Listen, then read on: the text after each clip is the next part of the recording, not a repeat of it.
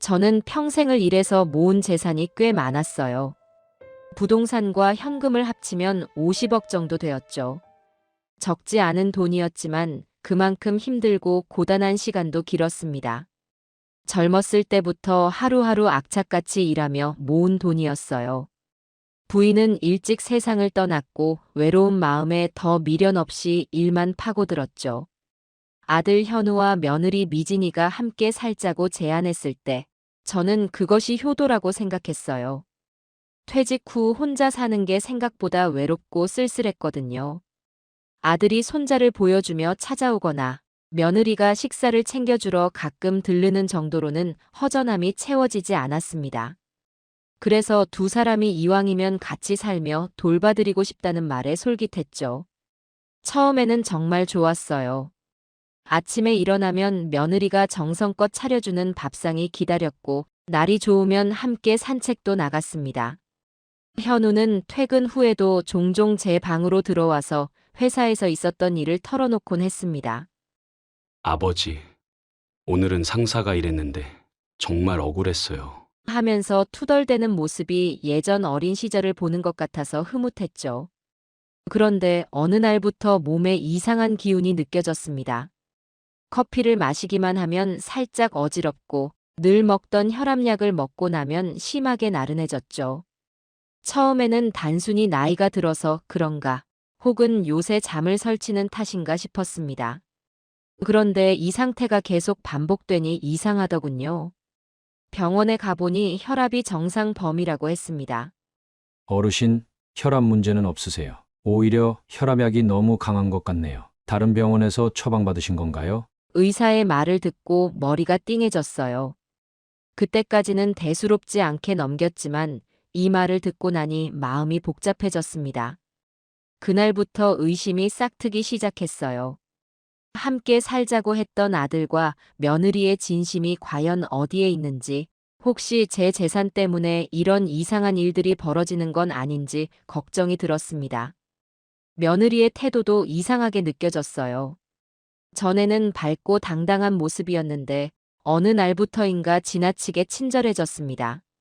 식사할 때마다 저를 유심히 살피고 제가 약을 먹었는지 꼭 확인했어요. 한 번은 제가 깜빡하고 약 봉지를 식탁 위에 놔둔 채 방에 들어왔는데 며느리가 몰래 약 봉지를 다시 꺼내 확인하는 모습이 보였어요. 그 눈빛이 뭔가 예사롭지 않았어요.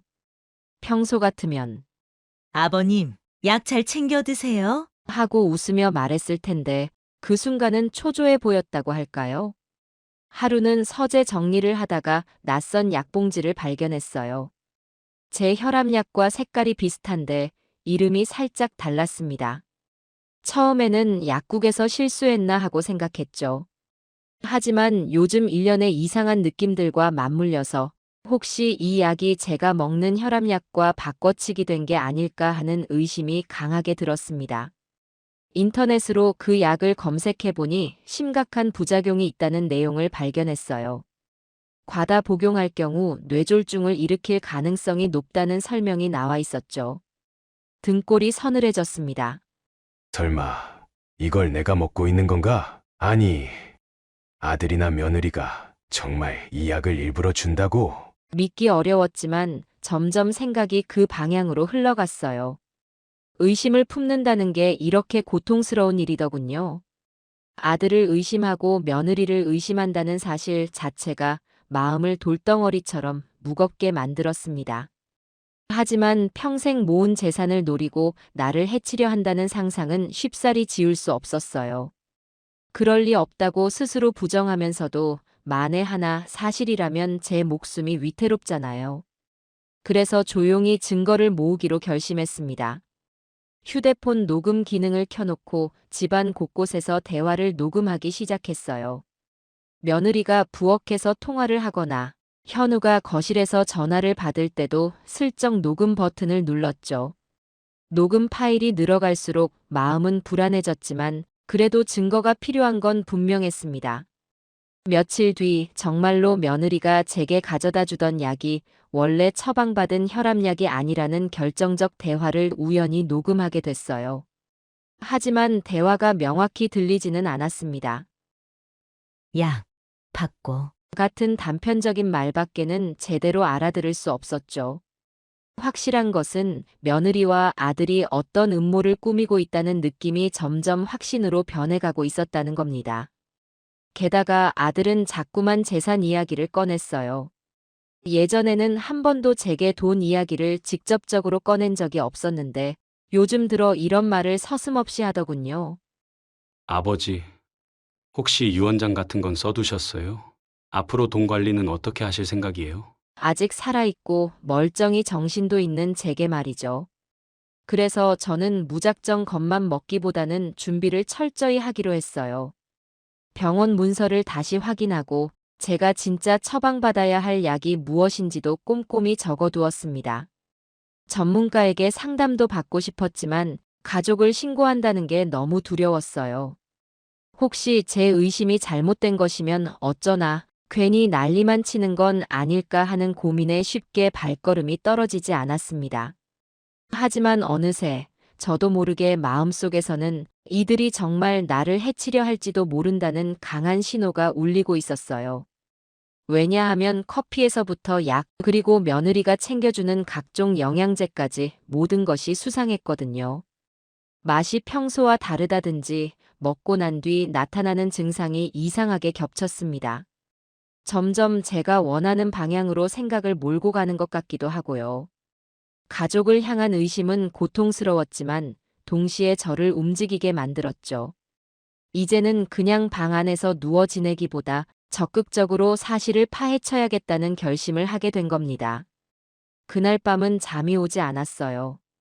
몸도 피곤했지만 뭔가 결단을 내려야 할 것 같았죠. 그래서 몰래 거실에 설치해둔 녹음기를 점검하기로 했습니다. 사실 휴대폰만으로는 한계가 있다고 느껴서 작은 녹음기를 하나 더 사서 거실 소파 뒤쪽 구석에 숨겨두었거든요. 늦은 밤, 두 사람이 거실에서 은밀한 대화를 나누는 소리가 살짝 들렸습니다. 저는 불을 다 끄고 방 안에서 소리만 집중해서 들었어요. 정확히 들리지는 않았지만 재산 생각보다 많아. 약 받고 곧 쓰러지실 거야. 이런 단어들이 들어왔어요. 순간 심장이 철렁 내려앉았습니다. 역시 내 의심이 틀리지 않았구나. 무서웠지만 차분함을 유지하려 애썼어요. 더 큰 증거가 필요했고 이대로 맞섰다가는 오히려 제가 위험해질 수도 있다는 생각이 들었습니다. 그래서 마치 아무것도 모른다는 듯이 평소처럼 행동하기로 마음먹었어요. 다음 날 아침, 며느리는 밝게 웃으며 물었어요. 아버님, 오늘은 커피 좀 진하게 내려드릴까요? 저는 애써 태연하게 답했습니다. 그래, 고맙구나. 요즘 피곤했는데 진한 커피가 좋지. 커피를 마실 때마다 기분 탓인지 또 머리가 조금 어지럽더군요. 하지만 최대한 표정을 숨기고 며느리 앞에서는 자연스러운 척했습니다. 며느리는 약을 챙겨오며 꼭 제 앞에서 삼키는지 확인했어요. 아버님, 이거 드시고 조금 쉬세요. 그 약이 제가 원래 처방받던 혈압약인지 아닌지는 이미 확인했지만 당장 들키지 않게 고개를 끄덕이며 입속에 넣고 살짝 속임수를 썼어요. 물을 마시는 척하면서 사실은 약을 뱉어냈죠. 그리고는 휴지에 감춰두었습니다. 먹지 않은 약들은 하나하나 봉지에 모아서 나중에 분석해볼 요량이었어요. 점점 두 사람의 태도는 앞뒤가 달랐습니다. 제 앞에서는 예전보다 더 다정해졌고 마치 저를 지나치게 보살피는 듯 행동했죠. 반면 복도나 주방에서 전화하는 모습을 보면 날카롭고 탐욕스러운 표정이 스쳐갔습니다. 저는 그 틈틈이 휴대폰으로 녹음을 켜두거나 녹음기를 다른 위치로 옮겨가며 대화를 더 많이 채집하려 노력했습니다. 그리고 그날 밤, 저에게는 결정적인 대화가 녹음기로 잡혔어요. 늦게 귀가한 아들과 며느리가 거실 테이블에 앉아 대화를 나누는데 제가 일부러 TV 소리를 크게 틀어놓고 방에 들어갔습니다. 그러면 제가 거실 대화를 못 들을 거라 생각하겠죠. 녹음기는 이미 소파 아래 켜둔 상태였고요. 여보, 아버님 재산이 생각보다 많더라. 아파트만 몇 채야. 통장도 여러 개 있던데 내가 예전에 서재 뒤져봤잖아. 적금이랑 주식 계좌도 보통이 아니더라고. 이번에는 제대로 해야 해. 그럼 뇌졸중으로 쓰러지기만 하면 우린 뭐 자연스럽게 상속받을 수 있지 않을까? 그래도 조심은 해야 돼.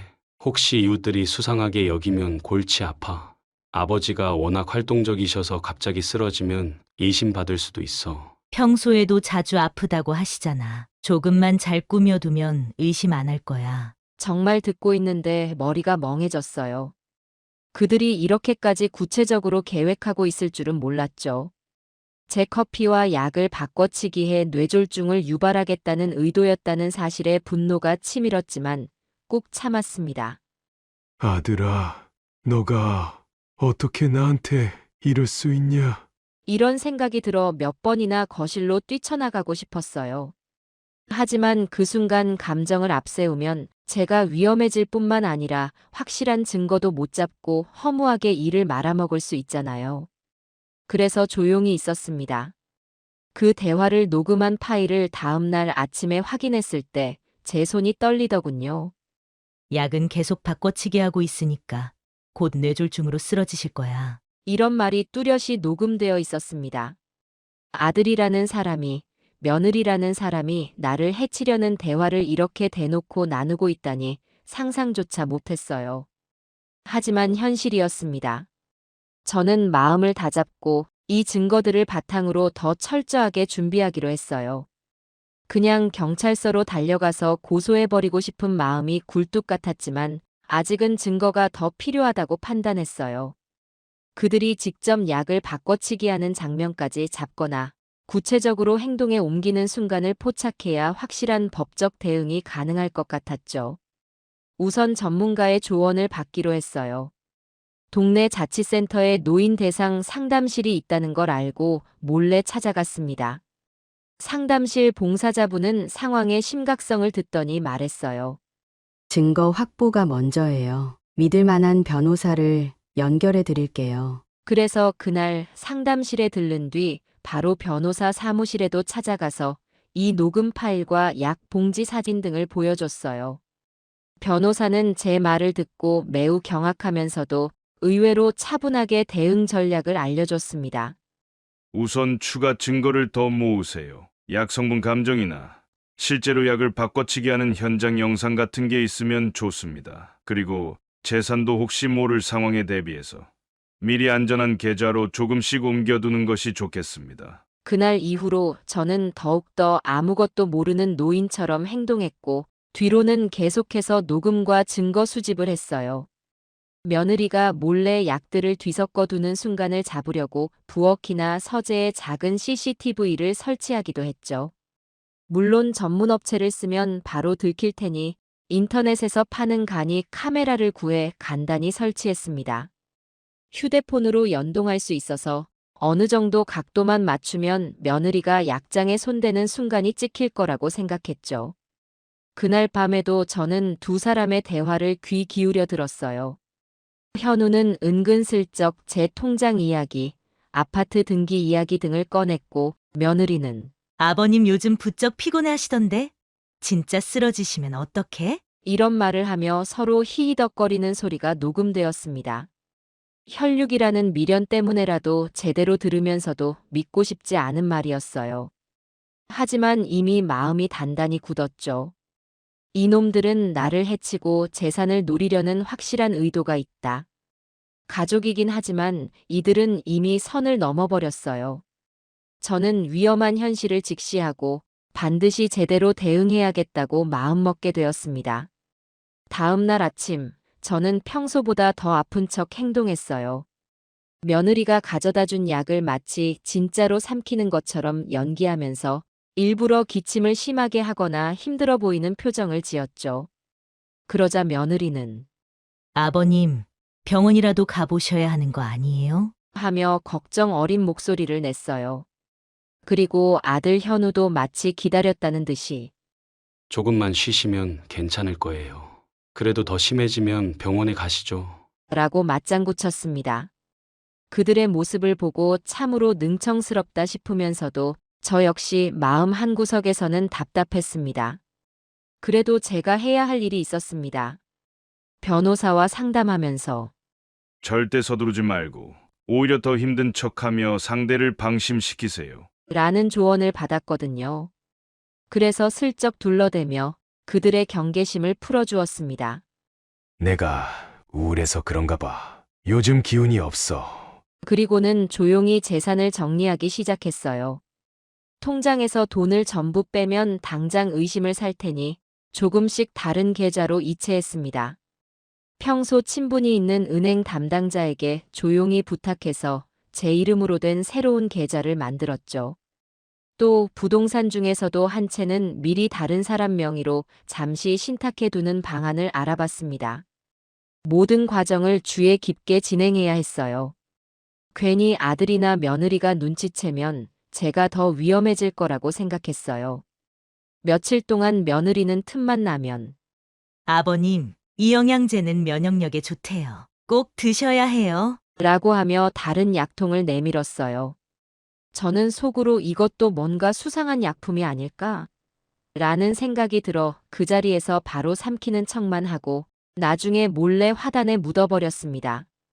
그리고 그 봉지를 꺼내 사진을 찍어둔 뒤 날짜와 시간을 기록해 두었어요. 이미 제 스마트폰 앨범에는 며느리와 아들이 준 수상한 약들, 혹은 다 쓴 약봉지들의 사진이 수십 장씩 모여 있었습니다. 한 번은 집에서 조용히 녹음 파일을 정리하다가 아들 현우가 갑자기 방문을 열고 들어왔어요. 저는 깜짝 놀라서 허둥댔지만 마침 TV 리모컨을 옆에 두고 있었기에 잽싸게 TV를 켰습니다. 아버지, 뭐 하세요? 하고 묻길래 그냥 뉴스 보려고 했지. 하고 얼버무렸어요. 하지만 제게는 심장이 미친 듯이 뛰고 있었죠. 그 이후로는 집 안에서 대놓고 증거를 정리하기가 부담스러워서 신문을 사들고 근처 공원으로 나가곤 했어요. 거기 벤치에 앉아 녹음 파일을 들어보거나 사진들을 보며 어떤 파일이 더 중요한 증거가 될지 분류했죠. 혹시나 누가 제 뒤를 따라오지 않을까 해서 주변을 두리번거리며 조심했어요. 몇 번이나 현우나 미진이가 나타날까봐 가슴이 콩닥거렸지만 다행히 그런 일은 없었습니다. 한편으로 변호사가 말한 대로 다른 전문가들에게도 자문을 구했어요. 동네 의원 의사 선생님께는 제 실제 혈압 상태와 건강 상태를 자세히 진단받았어요. 현재로서는 뇌졸중이나 심각한 혈압 문제 없으시니 처방약은 이걸로 적어드리겠습니다. 그리고 문서까지 발급받았죠. 이것도 훗날 법정에 증거로 제출할 수 있을 것 같았거든요. 그리고 며느리가 바꿔치기해서 준 약들을 일부러 약사나 다른 병원의 의사에게 보여주며 이게 어떤 약인지 궁금하다고 물어봤습니다. 다들 입을 모아 말하더군요. 이 약은 고혈압 환자가 함부로 많이 복용하면 뇌졸중 위험이 커집니다. 저는 그 말에 소름이 돋았어요. 이미 인터넷에서 찾아봤던 정보와 일치했죠. 그 사실을 다시 녹음 파일과 대조해보니 며느리와 아들의 대화 속 뇌졸중이라는 단어가 선명했습니다. 정말 이들이 노리고 있는 게 제가 그 약들을 점점 많이 복용해서 결국 쓰러지게 하는 것이었어요. 제가 쓰러지면 병원에 제때 데려가지 않을 수도 있고 혹은 고의로 더 위험한 상태로 만들 수도 있을 테죠. 생각만으로도 끔찍했습니다. 하지만 겁에 질려 있기만 할 수는 없었어요. 오히려 더 철저하게 계획을 세웠습니다. 변호사와의 상담 일정을 잡아두고 경찰에도 살짝 문의를 해봤어요. 직접 찾아가서 고소를 하기에는 아직 증거가 완벽하지 않다고 느껴졌지만 한편으로는 제가 어떤 일이 벌어질지 모르니 미리 신고를 해두고 싶은 마음도 있었거든요. 경찰은 말했어요. 증거가 있다면 언제든지 신고하셔도 됩니다. 만약 긴급한 상황이 생기면 즉시 112에 연락하세요. 그러면서도 제가 고민인 건 아들과 며느리가 실제로 행동에 옮기기 전에는 사건이 시도 단계로만 볼 수 있지 않겠냐는 점이었어요. 변호사도 말하길 명확한 움직임이나 구체적인 해코지의 순간을 잡는 게 필요합니다. 그렇지 않으면 약을 잘못 준 것뿐, 단순 실수였을 뿐이었다고 발뺌할 가능성이 높아요. 그래서 저는 더욱 조용히 움직이기로 했어요. 일부러 저녁 식사 자리에서 말했어요. 현우야, 나 요즘 왠지 몸이 더 안 좋은 것 같아. 내가 혹시 쓰러지면 어떡하냐? 그러면 그들은 은근히 반가운 듯 말하더군요. 아버지, 미리 대비해둬야죠. 만약 잘못되시면 장례는 어떻게 치르지? 아, 죄송합니다. 제가 괜한 말이었네요. 속이 뻔히 보이지만 저는 모르는 척했습니다. 점점 그들은 저를 위한 척하며 스스로 덫으로 걸어 들어오고 있었어요. 저는 속으로 이제 조금만 더 기다리면 된다. 확실하게 증거를 잡아야 한다고 다짐했어요. 변호사와 상담을 한 후 저는 드디어 작은 덫을 놓기로 마음먹었어요. 적당한 부동산을 수소문해서 새 아파트를 계약한다는 소문을 슬쩍 흘리면 좋겠다는 아이디어가 떠올랐죠. 실제로 계약하기에는 비용 부담이 크니 부동산 중개사에게 따로 부탁해서 제 이름으로 계약서를 작성한 뒤 정식으로 제출하지 않고 서류만 임시로 만들어 두었습니다. 그리고 일부러 집에 돌아와서 아들에게 살짝 들릴 정도의 목소리로 전화를 하는 척했어요. 예, 중개사님. 그 아파트 계약금이 얼마였죠? 아, 그래요? 알겠습니다. 조만간 잔금까지 진행해보죠. 이런 식으로 몇 번 통화를 주고받자 아들은 금세 눈을 반짝이며 물어봤어요. 아버지, 아파트를 사신다고요? 아들은 기다렸다는 듯 제 옆으로 바짝 다가와서 재빨리 물었습니다. 얼마짜리예요? 그들의 조급함이 어찌나 뻔하게 드러나던지 순간 속으로 실소가 터져나올 뻔했습니다. 그래도 최대한 자연스럽게 대답하려고 노력했어요. 뭐, 그리 크지 않은 곳이야. 잠깐 투자 목적으로 알아보는 중이다. 아들은 그 자리에서 곧장 등기부등본을 뽑아보겠다며 노트북을 켰어요. 평소에 귀찮아하던 업무도 미루고 저녁부터 밤늦게까지 부동산 사이트와 은행 잔고를 확인하는 모습이었죠. 며느리는 저 몰래 제 서랍이나 방안을 기웃거렸습니다. 어디에 통장이나 인감 도장이 보관되어 있는지, 어떤 은행과 거래하고 있는지 알기 위해서였던 것 같아요. 며느리는 조심스럽게 제 방문 앞까지 와서 귀를 기울이는 눈치였어요. 은행과 통화를 하는 척, 혹은 부동산 중개사와 연락하는 척하며 일부러 큰 소리로 이야기해 보면 그녀는 곧잘 뜨거운 반응을 보였습니다. 아버님, 최근에 집값이 많이 오르고 있어서 빨리 하셔야 손해 안 본대요. 이런 식으로 아른 체를 하면서 동시에 은근슬쩍 계약 일정이나 자금 흐름을 확인하려 했어요. 그러다 며칠 뒤 아들은 퇴근하자마자 제게 다가와 계약서를 보여달라고 노골적으로 말했어요. 아버지, 저도 가서 같이 확인해 볼게요. 혹시 사기를 당하시면 안 되니까. 그럴 때마다 저는 믿음직한 아들에게 고맙다는 말 대신 짧게 웃으며 말을 흐렸습니다. 이미 중개사랑 오래 알고 지낸 사이야. 걱정하지 마. 사실 부동산 중개사 사무실에도 미리 부탁을 해서 거짓 정보를 흘렸답니다. 마치 제가 거액의 계약금을 이미 걸어놨고 추가로 더 큰 아파트에 투자할 수도 있다는 식의 이야기를 돌리게 했어요. 그들은 이 특급 정보를 아들과 며느리에게 살짝 흘리도록 연출했죠. 부동산 직원이 저를 큰손 어르신으로 떠벌리면서 은밀하게 계약서를 준비한다는 식으로 분위기를 만들어줬습니다.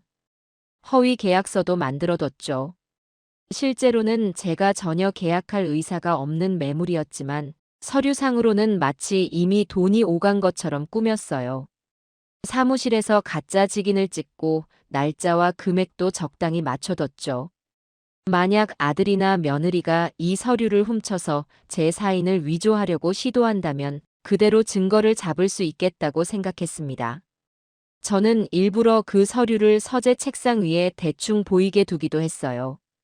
그들은 제 사인을 위조할 생각이었나 봅니다. 어느 날 저녁 부부가 작은 목소리로 하는 대화를 녹음기로 잡았는데 아버님 사인 정도는 내가 쉽게 흉내낼 수 있지. 라는 며느리의 말이 선명하게 들어가 있었습니다. 아들은 맞장구를 치며 그 계약서만 잘 처리하면 아파트는 우리거나 다름없어. 아버지가 쓰러지면 처리도 쉬울 거야. 라고 덧붙였죠.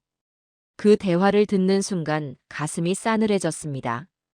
마지막 덫을 놓을 시간이 다가왔어요. 저는 더욱 아픈 척하면서도 부동산 계약이 임박했다는 이야기를 넌지시 흘렸습니다. 큰돈이 걸린 계약이니 컨디션이 좋아야 할 텐데 요즘 잠을 잘 못 자겠구나. 이렇게 말하면 아들과 며느리는 더욱 약에 대한 독을 높일지도 모르죠. 괜히 긴장되면서도 이대로 진행해야 한다는 생각이 확고해졌습니다. 이들이 실제로 어떤 행동을 하는지 마지막까지 보고 경찰과 변호사가 함께 준비한 시나리오대로 움직여야 했어요. 부동산 직원과 통화하는 척하며 가짜로 큰 소리로 말하기도 했어요. 며칠 뒤에 잔금을 치를 예정입니다. 일부러 거실에서 아들이 들을 수 있게 전화 소리를 높였죠. 예, 알겠습니다. 잔금이 꽤 크지만 일단 진행하겠습니다. 이번에는 며느리가 부쩍 다정하게 접근해 왔어요. 아버님, 혹시 필요하신 거 있으면 말씀하세요. 제가 잔금 날짜나 서류 같은 거 다 챙겨드릴게요. 겉으로 보면 효부 같았지만 속은 뻔히 보였습니다. 고맙구나. 그래도 내가 할 수 있는 선은 내가 해보마. 그렇게 저는 허위 정보를 계속 흘리면서 그들이 조급해지도록 유도했습니다. 결국 조만간 제가 아파트 계약금과 잔금을 모두 치르게 되면 통장 잔액이 확 줄어들고 재산 규모에도 큰 변화가 생기겠죠. 아들과 며느리는 원래 계획대로 제가 쓰러지기만을 기다리며 곧바로 제 재산을 가로챌 생각일 겁니다. 이 모든 걸 예감하니 등골이 서늘해졌지만 한편으로는 이제 드디어 끝을 볼 수 있겠다는 심정도 들었습니다. 그렇게 새 아파트 계약이라는 미끼는 완벽하게 깔렸어요. 이미 충분한 증거를 확보했지만 마지막으로 그들이 결정적으로 움직이는 순간을 포착해야 했습니다. 저는 괜히 더 피곤해 보이려고 노력했고 식사 도중에도 약간 어지러운 척 고개를 숙이기도 했어요. 아들과 며느리는 서로 눈빛을 교환하며 아버님, 건강을 잘 챙기셔야죠. 라고 말했지만 내심으로는 드디어 때가 됐다고 판단했을 겁니다. 저는 호흡을 가다듬으며 결심했어요. 이제 곧 그들이 덤벼들겠구나. 경찰과 약속한 시간도 다가오니 더 강하게 연기하자. 제 얼굴 색이 나빠 보이도록 일부러 식사를 거르거나 괜히 기침을 심하게 해가며 허약한 모습으로 지냈습니다. 아버지, 병원에 가보시죠. 아들은 형식적으로 말했지만 실제로 병원에 데려가려는 기색은 아니었어요. 며느리는 부엌에서 뭔가 약을 더 뒤섞는 듯한 소리가 들렸습니다. 마지막 덫. 그들은 곧 그것을 밟게 될 것이고 이제 후회해도 늦을 겁니다. 예상대로 일이 벌어졌습니다. 어느 날 아침 의도적으로 약을 먹는 척하고 쓰러졌어요. 전날 밤부터 머리가 어지러운 듯 침대에 누워있더니 아침 식사를 마치자마자 소파에 쓰러져 버린 거죠.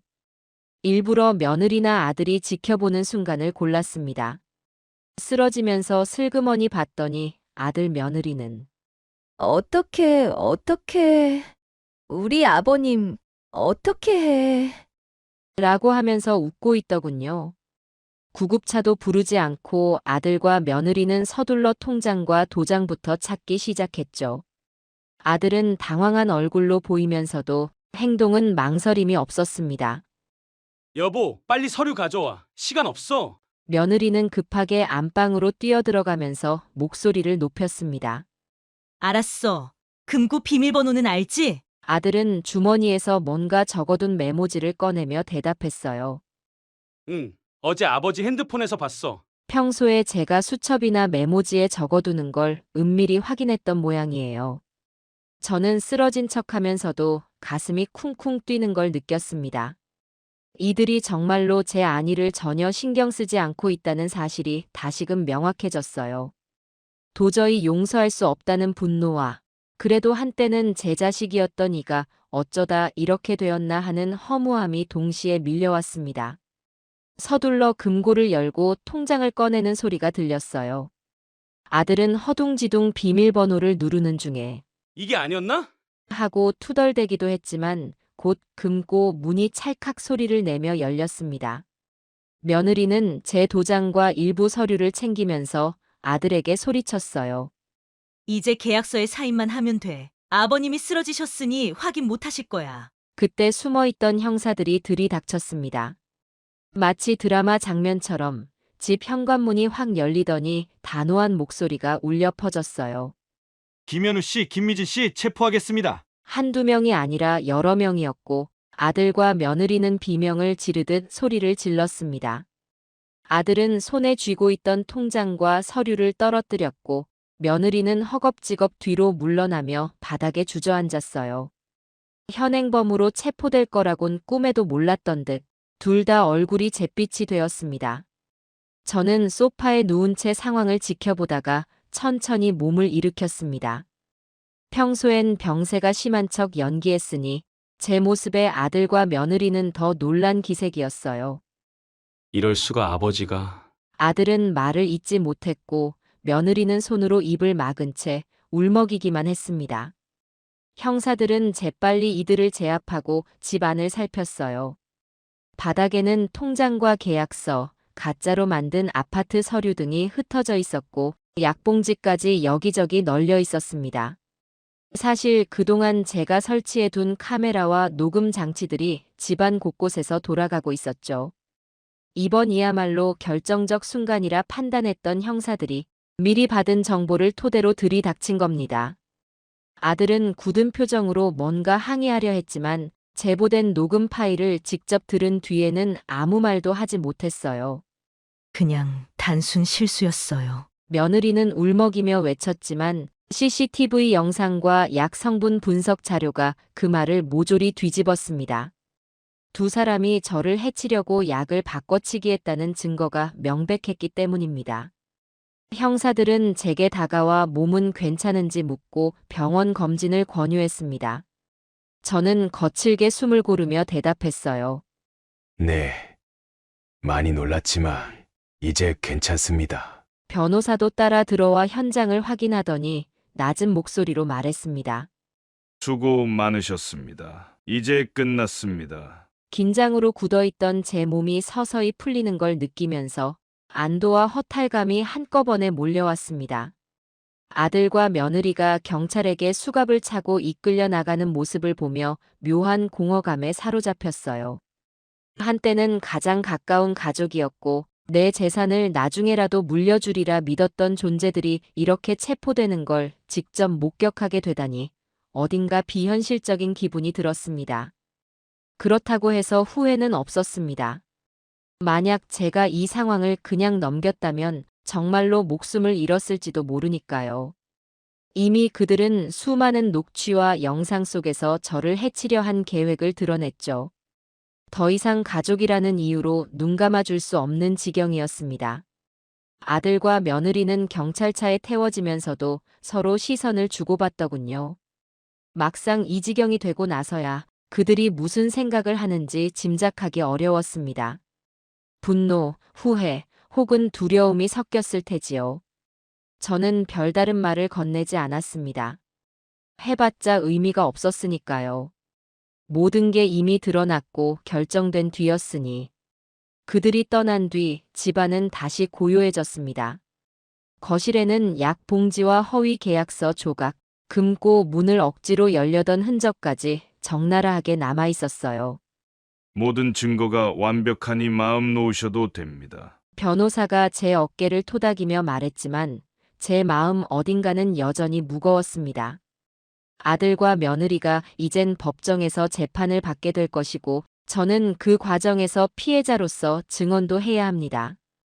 끝이 아니라 이제부터 시작이구나 싶었지요. 한편으로는 적어도 이젠 그들이 더는 제 곁에 있어 위험을 조성하지 않는다는 사실에 안도감이 들기도 했습니다. 사건을 파헤치는 동안 저는 스스로를 지키기 위해 많은 준비를 했고 그 과정에서 변호사와 경찰의 도움도 적지 않았어요. 결국 이렇게 마무리된 체포 현장은 씁쓸함과 해방감을 동시에 안겨줬습니다. 한참 동안 거실에 멍하니 서서 내가 방금 무엇을 치러냈는지 곱씹었어요. 가족에게 배신당했다는 사실을 온몸으로 깨달았고 그들이 제 목숨까지 노렸다는 섬뜩함도 실감했죠. 그래도 제가 끝까지 의심을 놓지 않고 증거를 모은 덕에 목숨을 부지할 수 있었고 진실을 드러낼 수 있었습니다. 그날 밤 저는 잠자리에 들기 전에 다시 한번 집 안 곳곳을 둘러봤습니다. 이제야 비로소 느껴지는 평온이 있었지만 동시에 더는 예전처럼 따뜻한 가족의 기운을 기대할 수 없게 된 집이라는 생각이 들었어요. 그것이 가슴 아팠지만 더 이상 돌이킬 수 없는 일이라는 걸 잘 알고 있습니다. 아들과 며느리를 잃었지만 저 자신을 지켜냈다는 사실에 의의를 두었습니다. 가족이니까 모든 걸 참고 넘긴다면 아마 제게 내일이 없었을지도 모릅니다. 그런 점에서 이번 결단은 쓰디쓴 선택이었지만 필연이었죠. 앞으로는 법정에서의 공방이 남았고 그 이후에도 많은 후폭풍이 예상되지만 적어도 제 목숨을 담보로 흔들리던 삶은 막을 내리게 됐습니다. 저는 그 사실만으로도 어깨가 조금 가벼워진 기분을 느끼며 조용히 거실 조명을 껐어요. 이제부터 진짜 시작이라는 마음으로 앞으로 있을 재판과 그 이후의 삶을 담담히 준비해야겠다고 다짐했습니다. 시간이 흘러 어느 날 경찰서에서 진술을 마치고 귀가하는 길에 이상한 기분이 들었어요. 이제야 모든 압박감에서 조금은 해방될 수 있겠지만 동시에 마음 한구석은 텅 빈 듯 허전했습니다. 그래도 돌아갈 곳은 집뿐이었죠. 아무도 없는 집에 들어와 전등 스위치를 켜자 그동안 겪었던 일들이 주마등처럼 스쳤습니다. 아버님, 이 약 드셔야 해요. 아버지, 유산은 어떻게 하실 건가요? 이런 말들을 아들과 며느리가 아무렇지 않게 뱉었던 순간들이 떠오르자 괜스레 허탈한 웃음이 나왔습니다. 한때는 그들도 제 손을 잡고 웃으며 아버지 아버님이라고 부르던 제게 애정이 깃들어 있다고 믿었던 사람들이었는데 말이죠. 며칠 후 변호사와 함께 사건 관련 서류를 정리하고 검찰 쪽에 자료를 제출했습니다. 재판 절차가 시작되면 저도 불려나가 증언을 해야 할 텐데 그때를 생각하니 긴장감이 엄습했어요. 그래도 어쩔 수 없습니다. 진실을 밝히는 길이고 저를 지키기 위해서 저질렀던 일이니까요. 한편으로는 아들과 며느리가 구치소에서 어떤 심정일지 궁금했습니다. 혹시 저를 원망하고 있을까? 아니면 조금이라도 후회하는 마음이 들었을까? 결국 제가 제 발로 경찰을 부르고 그들의 범행을 만천하에 공개한 셈이니 억울해할 수도 있겠지요. 하지만 분명한 건 그들이 먼저 저를 위험에 빠뜨리려 했다는 사실입니다. 그것만은 어떤 변명으로도 덮을 수 없어요. 그렇게 이 사건은 제게 커다란 전환점이 되었어요. 한평생 믿어온 가족에게서 배신당한 상처는 남았지만 동시에 다음엔 어떻게 살아가야 할까라는 새로운 길을 모색하게 만들었습니다. 사건이 터지기 전에는 그저 무기력하게 하루하루를 버티면서 가족의 사랑과 관심을 바라는 모습을 보였지만 이제는 더 적극적으로 제 삶을 이끌어가야겠다고 결심했어요. 시간이 조금씩 흐른 뒤 언론에서 이 사건을 더 파고들려 한다는 이야기가 들렸어요. 노인 문제로 사회적 관심이 높아지고 있으니 대대적인 보도를 하겠다는 취지였습니다. 저는 변호사를 통해 최대한 보도를 자제해달라고 요청했어요. 법원 판결이 나기 전까지는 불필요한 오해나 자극적인 기사 제목이 양산되는 걸 원치 않았습니다. 세간의 이목을 피하고 싶은 이유는 단 하나였어요. 다시 한번 제 상처가 헤집어지고 세상 사람들에게 알려지는 과정이 고통스러울 것 같았기 때문입니다. 물론 아들과 며느리가 한 범죄 행위는 용납될 수 없지만 그럼에도 불구하고 저는 조용히 마무리하고 싶었어요. 며칠 뒤 변호사에게서 연락이 왔습니다. 구치소에 있는 아들이 제게 면회를 요청했다는 소식이었어요. 저는 곧장 거절했습니다. 지금은 도저히 마주할 자신이 없었고 만나서 무슨 말을 해야 할지도 모르겠더군요. 그냥 시간이 조금 지나면 그리고 제 마음이 조금 더 가라앉으면 그때 생각해 보겠다고 했습니다. 그래도 절망만 할 수는 없다는 걸 알았습니다. 이 사건을 통해 뼈저리게 깨달았어요. 재산이 많아도 가족이라고 믿어온 사람들이라도 한순간에 사람 마음이 어떻게 변할지 모른다는 걸. 그렇다면 제가 의지할 건 결국 저 자신과 진심을 나눌 줄 아는 사람들 뿐이라는 결론에 도달했습니다.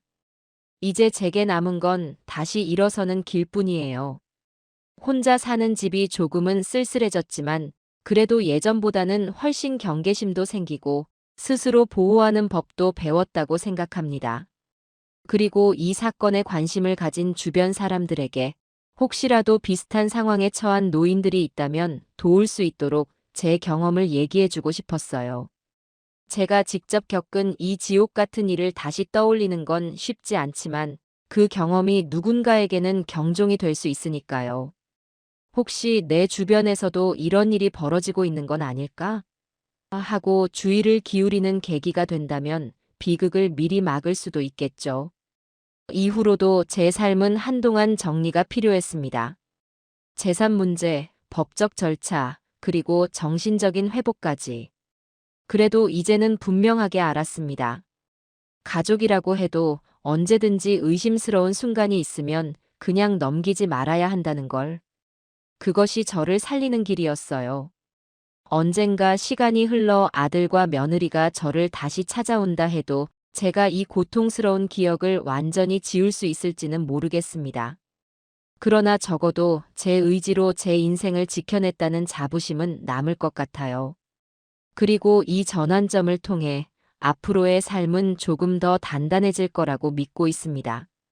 집안에 스며있던 음침한 기운이 조금씩 사라지는 걸 느낍니다. 경찰과 변호사가 들락날락하던 어수선함 대신 이제는 잔잔한 고요가 감돕니다. 창문을 열어 환기를 시키고 거실을 정리하다 보면 제 마음도 한결 가벼워지는 듯해요.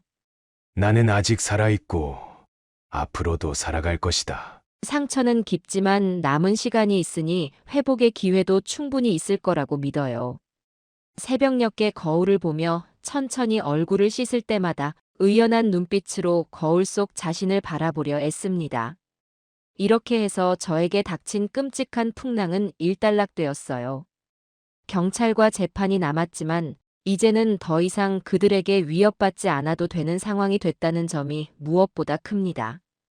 아무리 어렵고 힘들어도 결국 제가 저를 보호하지 않으면 아무도 대신해주지 않는다는 걸 알게 됐습니다. 비극적이긴 하지만 이것이 현실이라는 점도 인정해야 했습니다. 피보다 진한 것은 돈이 아닐 거라고 믿었는데 어떤 사람들에게는 그 믿음이 무너져버리는 순간이 온다는 걸 깨달았습니다. 그래도 이 사건으로 제 인생이 완전히 망가졌다기보다 이제부터 새로운 인생이 시작될 것 같다는 희망을 가져보려 합니다. 그래서 저는 집 안구석에 자리 잡았던 아들과 며느리가 두고 간 물건들을 하나씩 정리하기 시작했어요.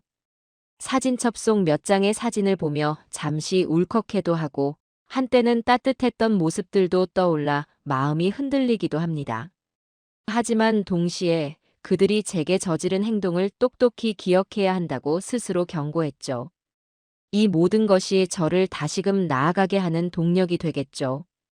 그렇게 한숨을 길게 내쉰 뒤 서재 문을 열어 환한 햇빛을 받아들였어요. 사건 전에는 몰랐던 평범한 빛의 소중함이 살짝 느껴졌어요. 고개를 들어 창밖을 바라보니 하늘이 깨끗하게 갠 것 같아요. 무언가 새로운 출발을 하라고 응원해주는 듯한 기분도 들었죠. 어쩌면 아들과 며느리가 없는 이 집이 훨씬 안전한 곳이 되었다고 생각합니다. 씁쓸하지만 이게 지금 제 현실입니다. 그리고 이 현실 속에서도 저는 살아가야 할 겁니다. 절망이 짙었지만 결국 그 어둠을 뚫고 나올 힘은 저 자신에게서 나온다는 것을 배웠습니다. 아들과 며느리가 체포된 이후 여러 차례 조사를 거쳐 사건이 검찰로 넘어갔어요. 경찰이 확보한 증거와 제가 제출한 녹음 영상 기록 덕분에 수사는 빠르게 진행됐습니다. 구치소에 수감된 아들과 며느리는 한동안 서로 책임을 떠넘기다가 결국 자신들이 한 행동을 어느 정도 인정할 수밖에 없었어요. 검찰은 이 사건을 치밀하게 준비된 재산 갈취 시도로 보았고 고의적으로 저를 뇌졸중 상태로 몰아가려 했다는 점까지 적용했습니다. 변호사를 통해 전해 들은 내용은 충격적이면서도 당연하게 느껴졌어요. 그들이 저지른 일이 얼마나 무거운 범죄인지 이제야 실감나게 됐으니까요. 결국 재판이 열렸습니다. 법정에 들어서는 순간 낯선 공기의 무게가 온몸을 짓누르는 것 같았어요. 괜히 심장이 쿵쿵 뛸 정도로 긴장됐지만 이미 여기까지 왔으니 뒤돌아볼 수는 없었습니다. 제 손에는 경찰과 변호사가 정리해준 각종 자료와 함께 제가 모았던 사진과 녹취록이 쥐어져 있었어요. 잠시 후 재판정 문이 열리면서 구치소에서 이송된 아들과 며느리가 차례로 들어왔어요. 수갑을 찬 모습을 직접 목격하는 건 처음이었는데 머릿속이 하얗게 질려버렸습니다. 한때 내 자식이었고 내 곁에서 가족으로 지냈던 사람이 이렇게까지 추락했다는 사실이 믿기지 않았어요. 검사는 피고인들의 죄질이 매우 악랄하다고 지적했습니다. 증거 자료를 차근차근 제시하며 부동산 계약서 위조 시도부터 약물 바꿔치기, 그리고 제가 쓰러졌을 때의 방치 행위 등 온갖 정황을 하나씩 언급했어요. 특히 이들은 단순히 재산을 가로채려 한 것이 아니라 노부모에게 치명적 위해를 가해 결과적으로 목숨을 잃게 만들 수도 있는 범죄를 시도했다며 강력한 처벌을 요구했어요. 판사도 검사의 주장을 진지하게 경청하는 듯 보였고 아들과 며느리가 벌인 행동에 대해 날카로운 질문을 던졌습니다. 아들과 며느리는 계속해서 항변했어요. 아니에요. 정말 제가 주도한 게 아닙니다. 아버지, 재산 얘기를 먼저 꺼낸 것도 미진이고 약을 바꿔치기 하자는 말도 저한테서 나온 게 아니었어요. 전 단지 아내가 시키는 대로 따랐을 뿐입니다. 이렇게까지 커질 줄은 몰랐어요. 사실 저도 여러 번 망설였고 차라리 아버지께 솔직히 말씀드리자고 하기도 했습니다. 하지만 미진이가 계속 몰아붙여서 결국 저는 그냥 휩쓸리고 말았어요. 제 잘못이 크다는 건 압니다. 하지만 아내가 다 계획했고 전 거부할 용기가 없었을 뿐입니다. 제발 믿어주세요. 저는 처음부터 이 일에 찬성하지 않았습니다. 아버지께 해를 끼친다는 생각이 너무 무섭고 죄책감이 들었어요. 하지만 아내가 재산 문제 때문에 꼭 해야 한다고 계속 몰아붙였습니다.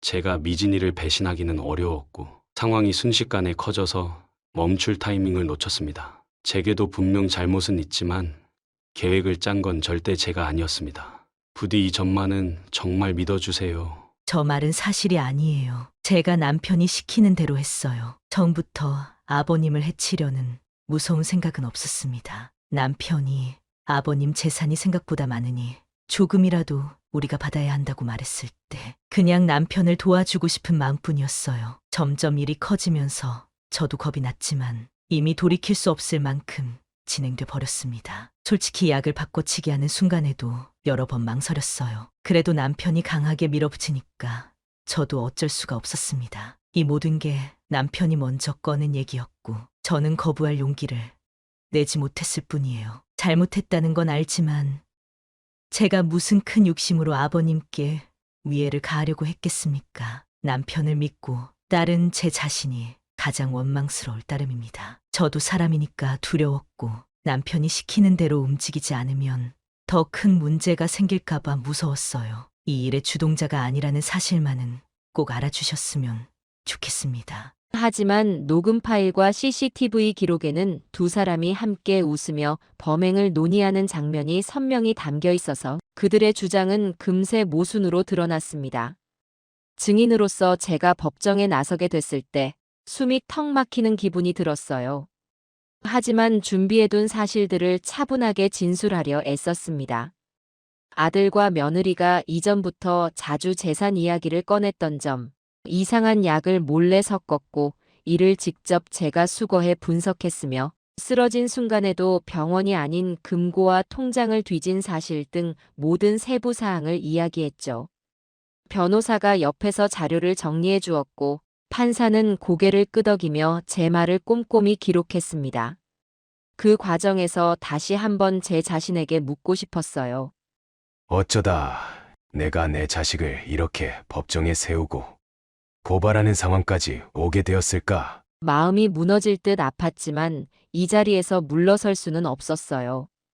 이들이 실제로 제 목숨을 앗아갈 수도 있었다는 생각에 몸이 다시금 떨렸습니다.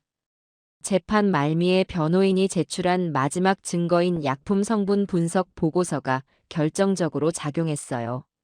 뇌졸중 위험을 의도적으로 높이는 약물이 혈압약 봉지에 함께 들어있었다는 사실이 전문가 소견서와 함께 공개되자 법정이 순식간에 조용해졌습니다.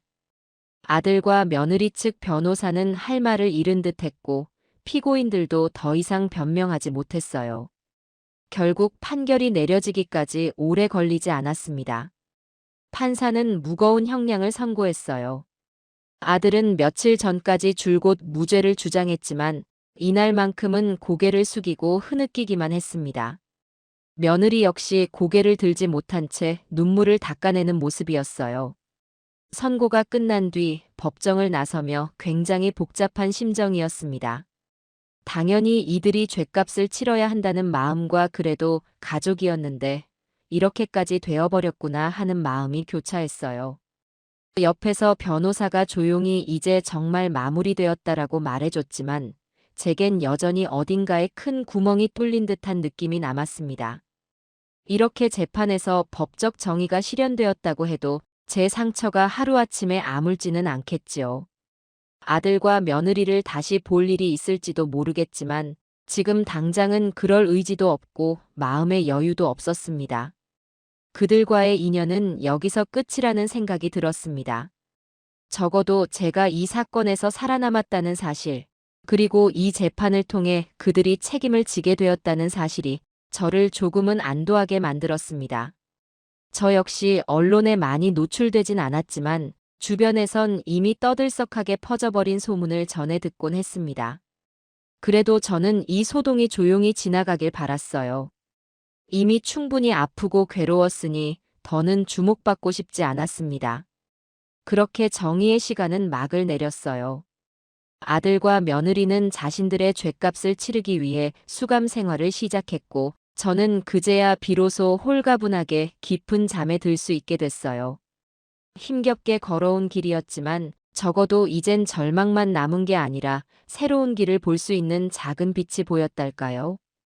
재판이 마무리된 후 한동안은 아무것도 손에 잡히지 않았어요. 그저 멍하니 집안에서 시간을 보내거나 텔레비전을 켜놓고 소파에 앉아있곤 했습니다. 마음속에 큰 회오리가 지나간 뒤에 공허함이 자리에 있었죠. 하지만 가만히 앉아만 있으면 자꾸 지난날 생각이 떠올라 우울해지더군요. 조금이라도 바쁘게 지내야겠다 싶어서 동네 자치센터에서 운영하는 봉사활동에 참여해 보기로 했어요. 먼저 복지관에 찾아가 저와 같은 처지의 어르신들이나 도움이 필요한 분들과 교류하는 프로그램에 관심을 가졌습니다. 자치센터 직원은 제 얘기를 듣고 요양원 봉사나 독거노인 방문 같은 활동부터 해볼 것을 권유했어요. 처음에는 내가 과연 남을 도울 수 있을까라는 의문이 들었습니다. 가족에게 배신당한 사람이 과연 누군가에게 긍정적인 에너지를 줄 수 있을지 자신이 없었거든요. 그래도 일단 시작은 해봐야겠다고 마음먹었죠. 매주 일정 시간을 정해 요양원에서 식사 보조를 하거나 간단한 말번 역할을 맡았습니다. 처음엔 조금 어색했지만 생각보다 환하게 웃어주는 분들이 많아서 저도 덩달아 기분이 나아졌어요. 저보다 더 어려운 상황을 견디며 살아가는 사람들을 보면서 그래도 내가 아직 해줄 수 있는 일이 있구나라는 용기가 생겼습니다. 적응이 좀 되자 이번에는 노인 상담 프로그램에 참여해 제 경험을 솔직하게 나누는 자리를 마련했어요. 다른 어르신들이 저와 비슷한 고통을 겪고 있으면서도 가족이라는 이유로 문제를 숨기거나 참고만 있는 경우가 많았습니다. 저는 그분들에게 만약 정말로 생명이 위협받거나 위험한 조짐이 있다면 혼자 사귀지 말고 주변에 알리라고 말했어요. 마이크를 잡고 떨리는 목소리로 제 사례를 들려주면서 어느 순간 울컥하기도 했습니다. 하지만 제 이야기가 누군가에게는 경고가 되고 또 누군가에게는 용기가 될 수 있으리라 믿었어요. 그 생각이 저를 다시금 움직이게 했습니다. 이후로 봉사활동에 더욱 열심히 참여하게 됐습니다. 복지관에서는 무료 급식소 운영도 돕고 때로는 경제적 어려움을 겪는 분들에게 작은 기부도 해봤어요. 예전에는 철저히 나만을 위해 모아둔 재산이었지만 이제는 그 일부를 나누는 일에 망설임이 없었습니다. 한때 그 돈이 제게 죽음의 씨앗이 될 뻔했다는 사실을 떠올리면 오히려 더 빨리 손을 내밀고 싶어지거든요. 시간이 흐를수록 표정이 점차 밝아지는 제 자신을 느낄 수 있었어요. 아들과 며느리에게 느꼈던 원망과 상처는 여전히 남아있지만 그 무게가 조금씩 가벼워진 기분이랄까요? 낯선 봉사자들이 저를 아버님이라고 불러주며 다정하게 챙겨주는 모습에 가슴이 뭉클해지기도 했습니다. 피가 섞이지 않은 사람들이 이렇게나 따뜻한 정을 베풀어 줄 수 있다는 걸 새삼 깨닫게 됐죠. 그 와중에 몇몇 지인은 그러더군요. 아들의 면회 가볼 생각 없어요. 감형을 받으려면 반성문도 쓰고 가족의 용서가 필요한 상황 아닌가. 라면서 말이죠. 하지만 지금으로선 제 마음이 그쪽으로 가지 않습니다.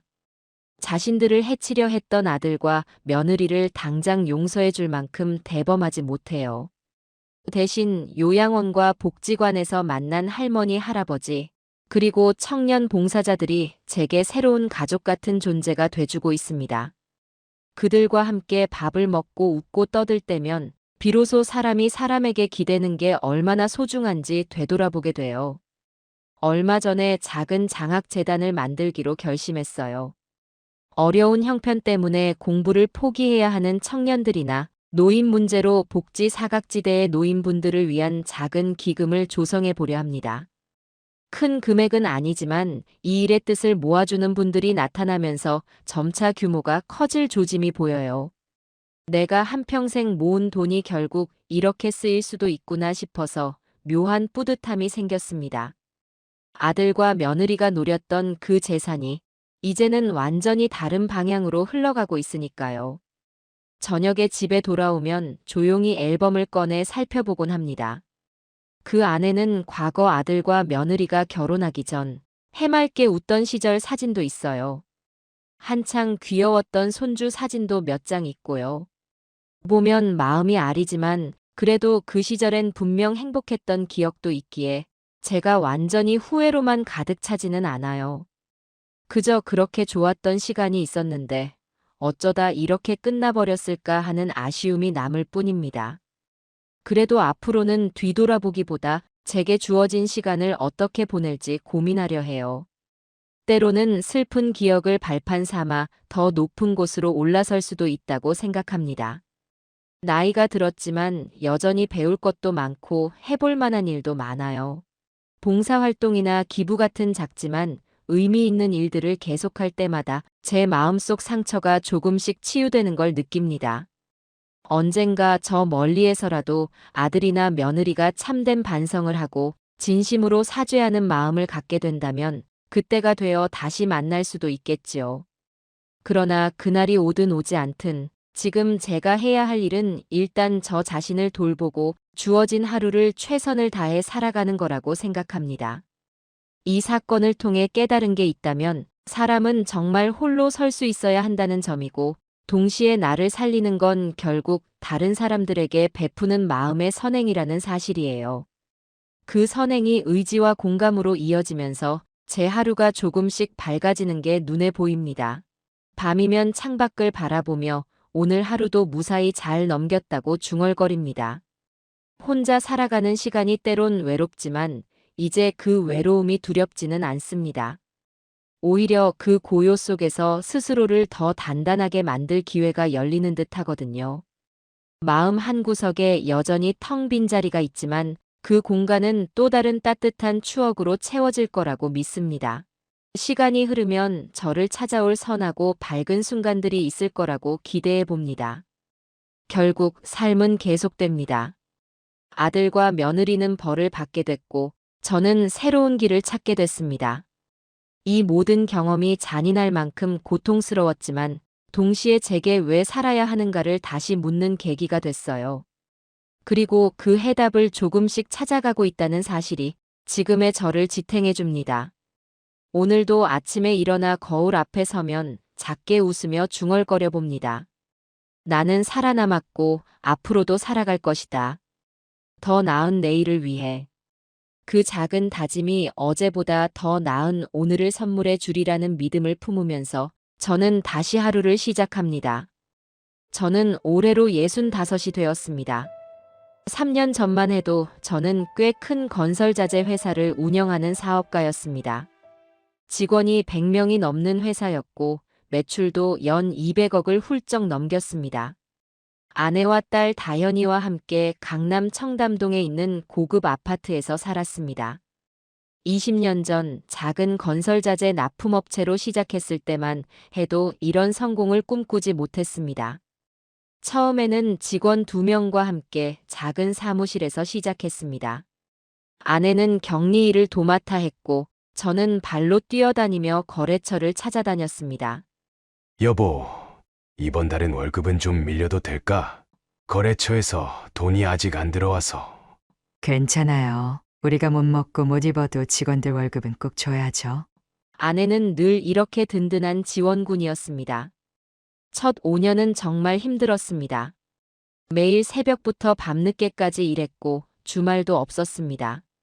하지만 성실함과 정직함으로 거래처들의 신뢰를 얻기 시작했습니다. 김 사장처럼 믿을 만한 사람이 없어서 말이야. 이번에 큰 프로젝트가 들어왔는데 한번 맡아볼래? 10년이 지날 무렵 대형 건설사와의 첫 거래가 시작되었습니다. 그때 다현이가 중학생이었는데 늘 이렇게 말했습니다. 아빠, 이제 우리도 부자 되는 거예요? 그래도 저는 항상 겸손하게 대답했습니다. 돈보다 중요한 건 사람의 마음이란다. 아빠가 지금까지 올 수 있었던 건 정직하게 장사했기 때문이야. 회사가 급성장하기 시작한 것은 15년 차부터였습니다. 사장님, 이번에 새로 들어온 거래처 계약금만 해도 5억이 넘습니다. 당시 제 밑에서 일하던 실장이 늘 이렇게 좋은 소식을 전해주곤 했습니다. 직원이 50명, 100명으로 늘어나면서 회사는 눈에 띄게 성장했습니다. 강남의 큰 사무실로 이전했고 직원 복지도 업계 최고 수준으로 맞췄습니다. 이번 달 실적이 또 최고치를 기록했습니다. 직원들 특별 보너스 지급하시죠. 저는 그때마다 흐뭇한 미소를 지으며 고개를 끄덕였습니다. 우리 직원들이 고생 많았지. 보너스는 평소보다 50% 더 주도록 하세요. 명절이면 직원들 부모님께 선물도 빠뜨리지 않고 보냈습니다. 직원들의 자녀 학자금도 회사에서 지원했습니다. 우리 사장님은 진짜 부모 같으시죠? 이런 회사가 어디 있겠어요? 직원들의 이런 말을 들을 때마다 가슴이 뿌듯했습니다. 청담동 아파트로 이사하고 아내의 낡은 차도 고급 세단으로 바꿔주었습니다. 다현이는 명문 대학교에 입학했고 학교에서도 늘 우수한 성적을 받았습니다. 아빠 전공 공부도 열심히 하고 있지만 봉사활동도 꾸준히 하고 있어요. 다현이의 착한 마음씨가 늘 자랑스러웠습니다. 주변에서는 부러워했습니다. 김 사장 참 복이 많아. 사업도 잘 되고 딸도 착하고. 그렇게 승승장구하던 회사였습니다. 20년간 쌓아온 신용과 신뢰는 확고했고 앞으로도 계속 성장할 것만 같았습니다. 하지만 세상 일이란 게 어디 마음대로 되는 것이겠습니까? 3년 전 그날은 평소와 다름없는 월요일 아침이었습니다. 사장님, 큰일 났습니다. 땡땡건설에서 연락이 왔는데 실장의 목소리가 떨렸습니다. 무슨 일이요? 땡땡건설이 부도가 났답니다. 우리가 받아야 할 대금이 60억인데 그 순간 제 머릿속이 하얘졌습니다. 땡땡건설은 우리의 최대 거래처였고 그들과의 거래를 기반으로 다른 거래들도 확장해 나가고 있었습니다. 거기다 최근에 새로 시작한 대규모 프로젝트의 물품 대금을 전부 외상으로 해준 상태였습니다. 혹시 다른 방법이 없습니까? 이미 언론에도 보도가 나갔습니다. 부도 소식을 들은 다른 거래처들도 계약을 파기하겠다고. 그날 이후 회사는 급격히 기울기 시작했습니다. 거래처들이 하나둘 떠나갔고 은행에서도 더 이상의 대출을 거부했습니다. 20년간 한 번도 부도를 내본 적 없던 회사였지만 이번에는 달랐습니다. 땡땡건설의 부도가 도미노처럼 번져 우리 회사의 신용도 급격히 떨어졌습니다. 김 사장, 이러다간 우리도 다 죽어. 당장 퇴직금부터 지급해야 하는 거 아니야? 제발 좀 기다려 주십시오. 새로운 거래처를 확보하고 있으니. 하지만 직원들의 불안감은 커져만 갔습니다. 매일 밤 사무실에서 잠도 못 자고 해결책을 찾으려 했지만 길은 보이지 않았습니다. 은행 대출도 막히고 개인 신용 대출까지 받아봤지만 역부족이었습니다. 결국 회사는 파산 신청을 할 수밖에 없었습니다. 20년 동안 한 번도 늦춘 적 없던 직원들 월급을 처음으로 미루게 되었습니다. 퇴직금을 지급하기 위해 개인 재산까지 모두 정리했습니다. 청담동의 고급 아파트도 처분했고 아내의 보석과 명품 가방도 모두 팔았습니다. 여보, 우리 다시 시작하면 되죠. 건강하니까 괜찮아요. 늘 저를 걱정하며 다독여주던 아내였습니다. 아빠, 제가 취업하면 되잖아요. 이제 곧 졸업하는데 좋은 회사 들어가서 도울게요. 다현이도 저를 위로했습니다. 우리 가족은 강남의 고급 아파트에서 나와 월세 12평짜리 반지하 방으로 이사를 했습니다. 평소 가깝게 지내던 지인들은 하나둘 연락이 끊겼습니다. 그동안 베풀었던 것들이 무색하게도 어려울 때 곁에 남는 사람은 거의 없었습니다. 사장님이라고 하기에는 너무 초라한데요. 예전 거래처 사장이 저를 마주쳤을 때 비웃듯 던진 말이 아직도 귓가에 맴돕니다. 하지만 저는 꿋꿋이 일어서야만 했습니다. 대리운전 일을 시작했습니다. 오후 5시부터 다음 날 오전 5시까지 하루 12시간을 꼬박 일했습니다. 그렇게 한 달을 일해도 손에 쥐는 돈은 200만 원 남짓. 월세를 내고 공과금을 내고 나면 생활비가 빠듯했습니다. 그래도 다현이가 취업만 하면 좀 나아질 거라고 생각했습니다. 하지만 하늘은 우리 가족을 더 시험하고 싶었나 봅니다. 작년 초 아내가 갑자기 쓰러졌습니다. 김민구님 보호자 되십니까? 네, 제가 환자 남편입니다. 검사 결과가 나왔는데 대장암 3기입니다. 그 순간 제 다리에 힘이 풀렸습니다. 암이라니, 그것도 3기라니. 모든 게 제 잘못만 같았습니다. 회사가 망하고 생활이 어려워지면서 아내가 받은 스트레스가 병을 키웠을 거란 생각에 가슴이 미어졌습니다. 수술비가 2천만 원 정도 들 것 같고 이후 항암 치료까지 하면 의사의 말씀이 끝나기도 전에 눈물이 흘렀습니다. 지금 당장 수중에는 100만 원도 없는데 2천만 원이라니. 아빠, 제가 회사 그만두고 아르바이트라도 할게요.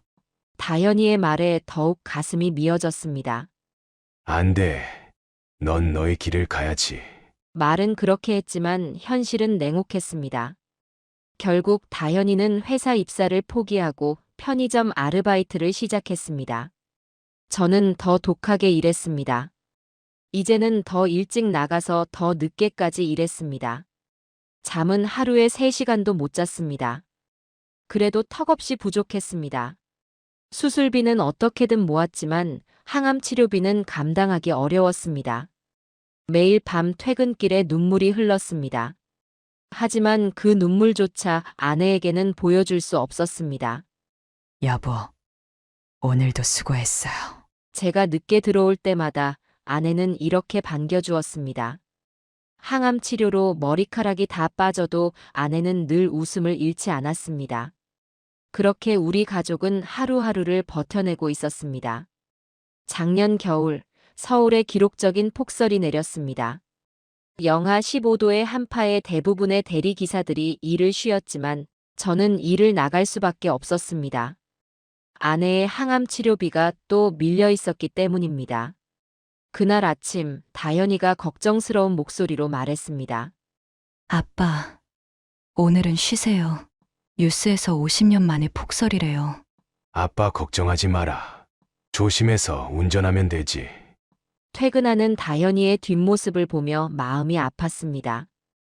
편의점에서 야간 아르바이트를 마치고 돌아가는 길이었습니다.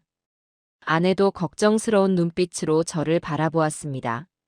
여보, 날이 너무 춥잖아요. 오늘 하루는 당신 걱정할 시간에 약이나 잘 챙겨 먹어요. 이번 주까지 항암 치료 비용 마련해야 하잖소. 저는 아내의 말이 끝나기도 전에 밖으로 나왔습니다. 눈은 계속해서 쏟아졌고 도로는 꽁꽁 얼어붙어 있었습니다. 대리기사 단체 채팅방은 온통 쉰다는 이야기뿐이었습니다. 도로가 너무 미끄러워요. 오늘은 위험해서 콜 안 받습니다. 사고 나면 책임 못 집니다. 다들 쉬세요. 하지만 저는 채팅방을 나와버렸습니다. 첫 콜은 강남의 한 술집에서 받았습니다. 술에 취한 젊은 여성 손님이었습니다. 아저씨, 조심히 운전해 주세요. 눈이 너무 많이 와서 무서워요. 걱정 마세요. 안전하게 모셔다 드리겠습니다. 길은 미끄러웠고 시야도 좋지 않았습니다. 평소 20분 걸리는 거리를 1시간 넘게 달려서야 도착했습니다. 두 번째 손님은 회식을 마친 회사원이었습니다. 눈이 이렇게 많이 오는데 대리기사님도 고생이 많으시네요. 아닙니다. 저희야 당연히 해야 할 일을. 그렇게 밤 11시까지 3건의 콜을 받았습니다. 네 번째 손님은 강남의 고급 술집에서 전화가 왔습니다. 손님은 만취한 상태였고 제가 도착했을 때는 이미 차 안에서 잠들어 있었습니다. 겨울이라 히터를 켜놓은 차 안은 따뜻했습니다. 저도 모르게 점퍼를 벗어 조수석에 놓았습니다. 40분을 운전해 손님의 집에 도착했습니다. 손님을 깨워 집 앞까지 모셔다 드리고 주차까지 마쳤습니다. 그런데 그만 점퍼를 차에 놓고 내린 것을 주차장 나오는 길에서야 깨달았습니다. 급히 손님에게 전화를 걸었지만 받지 않았습니다. 문자도 보냈지만 읽지 않았습니다. 죄송합니다. 제가 실수로 점퍼를 차에 놓고 내렸는데요. 10통이 넘는 문자를 보냈지만 답장이 없었습니다. 그새 눈은 더욱 거세게 내렸고 체감 온도는 영하 20도까지 떨어졌습니다. 한기가 온몸을 파고들었습니다. 두꺼운 점퍼 없이 셔츠 한 장으로 버티기에는 너무나 추운 날씨였습니다. 하지만 일을 멈출 수는 없었습니다. 떨리는 손으로 휴대폰을 보며 다음 콜을 기다렸습니다. 여보세요. 대리 가능하신가요? 네, 가능합니다. 어디로 가시나요? 목소리가 덜덜 떨렸습니다. 그래도 저는 콜을 받아야만 했습니다.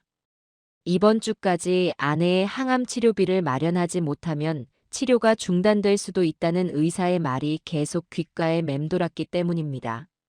1시간이 지나고 2시간이 지나도 점퍼를 놓고 온 손님에게서는 연락이 없었습니다. 바람이 불 때마다 온몸이 얼어붙는 것 같았습니다. 손끝이 고바들기 시작했고 이가 딱딱 마주쳤습니다. 그래도 저는 콜을 받아야만 했습니다. 아빠, 언제 들어오세요? 다현이에게서 전화가 왔습니다. 조금만 더 있다 들어갈게. 너는 왜 아직 안 자고? 편의점 야간 알바 끝나고 엄마 약 챙겨주려고 기다리고 있어요. 눈물이 핑 돌았습니다. 이런 고생을 시키는 제가 너무 미웠습니다. 알았다. 너무 걱정하지 마라. 전화를 끊고 주머니에 손을 넣어 보았지만 손은 이미 감각이 없었습니다. 새벽 1시가 되어서야 또 한 건의 콜이 들어왔습니다. 떨리는 발걸음으로 손님을 맞이했습니다. 그때 제 인생을 바꾼 그 청년을 만나게 되었습니다. 강남의 한 고급 주점 앞이었습니다. 거리는 온통 눈으로 뒤덮여 있었고 매서운 한파가 여전히 기승을 부리고 있었습니다. 다른 대리 기사들은 이미 모두 귀가한 듯 했습니다. 저는 손님을 기다렸습니다. 몸은 이미 추위로 얼어붙은 지 오래였습니다. 손끝은 감각이 없었고 이는 딱딱 마주치고 있었습니다. 그때 주점에서 한 청년이 나왔습니다. 30살 정도로 보이는 청년이었습니다. 깔끔한 정장 차림이었고 손에는 고급스러운 코트를 들고 있었습니다. 청년은 제게 다가와 정중하게 물었습니다. 안녕하세요. 대리기사님이신가요? 목소리에는 술 기운이 거의 느껴지지 않았습니다. 네. 안녕하세요. 대답하는 제 목소리가 떨렸습니다. 추위 때문이었습니다. 청년이 제 모습을 유심히 바라보더니 놀란 목소리로 말했습니다. 아니, 이렇게 추운 날씨에 점퍼도 안 입으셨네요. 아, 죄송합니다. 잠시 실수로 잃어버려서. 말끝을 흐리는데 청년이 갑자기 자신의 코트를 벗었습니다. 이거라도 입으세요. 아닙니다. 손님, 그렇게까지 하지 않으셔도. 저는 황급히 손사래를 쳤습니다. 하지만 청년은 제 말이 끝나기도 전에 코트를 제 어깨에 둘러주었습니다. 이런 날씨에 감기라도 걸리시면 큰일입니다. 청년의 따뜻한 마음씨가 제 마음까지 따뜻하게 녹였습니다. 시동 걸어놓고 잠시만 기다려주세요. 청년은 근처 24시간 카페로 들어갔습니다. 잠시 후 따뜻한 아메리카노 2잔을 들고 나왔습니다. 이거라도 드세요. 몸 좀 녹이시라고요. 하루 종일 수많은 손님을 만났지만 이런 따뜻한 배려는 처음이었습니다. 차에 오르자 청년이 먼저 말을 건넸습니다. 오늘 같은 날 대리운전하시기 많이 힘드시죠? 아닙니다. 저희야, 당연히 해야 할 일을. 아니에요. 정말 감사한 일이죠. 청년의 말투에는 진심이 묻어 있었습니다. 이런 날씨에도 일해주시는 분들이 계셔서 우리가 안전하게 귀가할 수 있는 거잖아요. 청년은 커피를 마시며 이야기를 이어갔습니다. 실례지만 원래부터 대리운전을 하셨나요? 저는 잠시 망설이다 대답했습니다. 아니요. 원래는 회사를 운영했었습니다. 아, 그러셨군요. 청년의 목소리에 안타까움이 묻어났습니다. 지금은 어려운 시기지만 곧 좋은 날이 오실 거예요. 그 말이 왜 그리 위로가 되는지 모르겠습니다. 손님은 무슨 일을 하시나요? 저는 IT 회사를 운영하고 있어요. 아, 젊은 나이에 대단하시네요. 아니에요. 그저 운이 좋았을 뿐이에요. 청년의 겸손한 모습이 더욱 인상적이었습니다. 강남의 고급 주택가로 향하는 동안 청년은 계속 따뜻한 이야기를 건넸습니다. 요즘 젊은 사람들도 힘든 일인데 대리기사님은 정말 성실해 보이세요. 과찬이십니다. 아니에요. 이런 날씨에도 일하시는 걸 보면 분명 이유가 있으실 것 같아서요. 청년의 말에 가슴 한켠이 먹먹해졌습니다. 그때였습니다. 휴대폰이 울렸습니다. 발신자는 다현이었습니다. 아빠, 다현이의 목소리가 심상치 않았습니다. 왜 그러니? 엄마가 갑자기 위독하대요. 순간 온몸에 힘이 빠졌습니다. 손에 쥐고 있던 핸들이 부들부들 떨렸습니다. 무슨 일이야? 갑자기 호흡곤란 증세가 와서 지금 병원 응급실이에요. 눈앞이 캄캄해졌습니다. 청년이 제 상태를 보더니 물었습니다.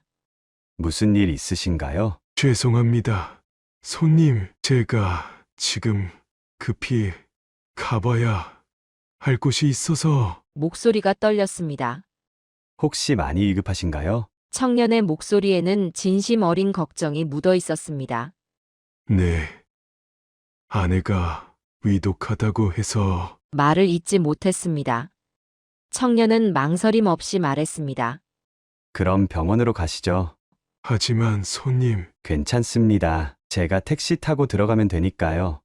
오히려 청년이 저를 재촉했습니다. 빨리 가보셔야죠.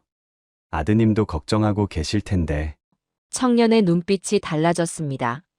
더 이상 지체하지 마시고 빨리 가보세요. 발걸음을 돌리려는 제게 청년이 다시 말을 걸었습니다. 어느 병원이신지. 제가 병원 이름을 말하자 청년의 얼굴이 밝아졌습니다. 거기 제가 아는 의사 선생님이 계신데 제가 한번 연락해 볼게요.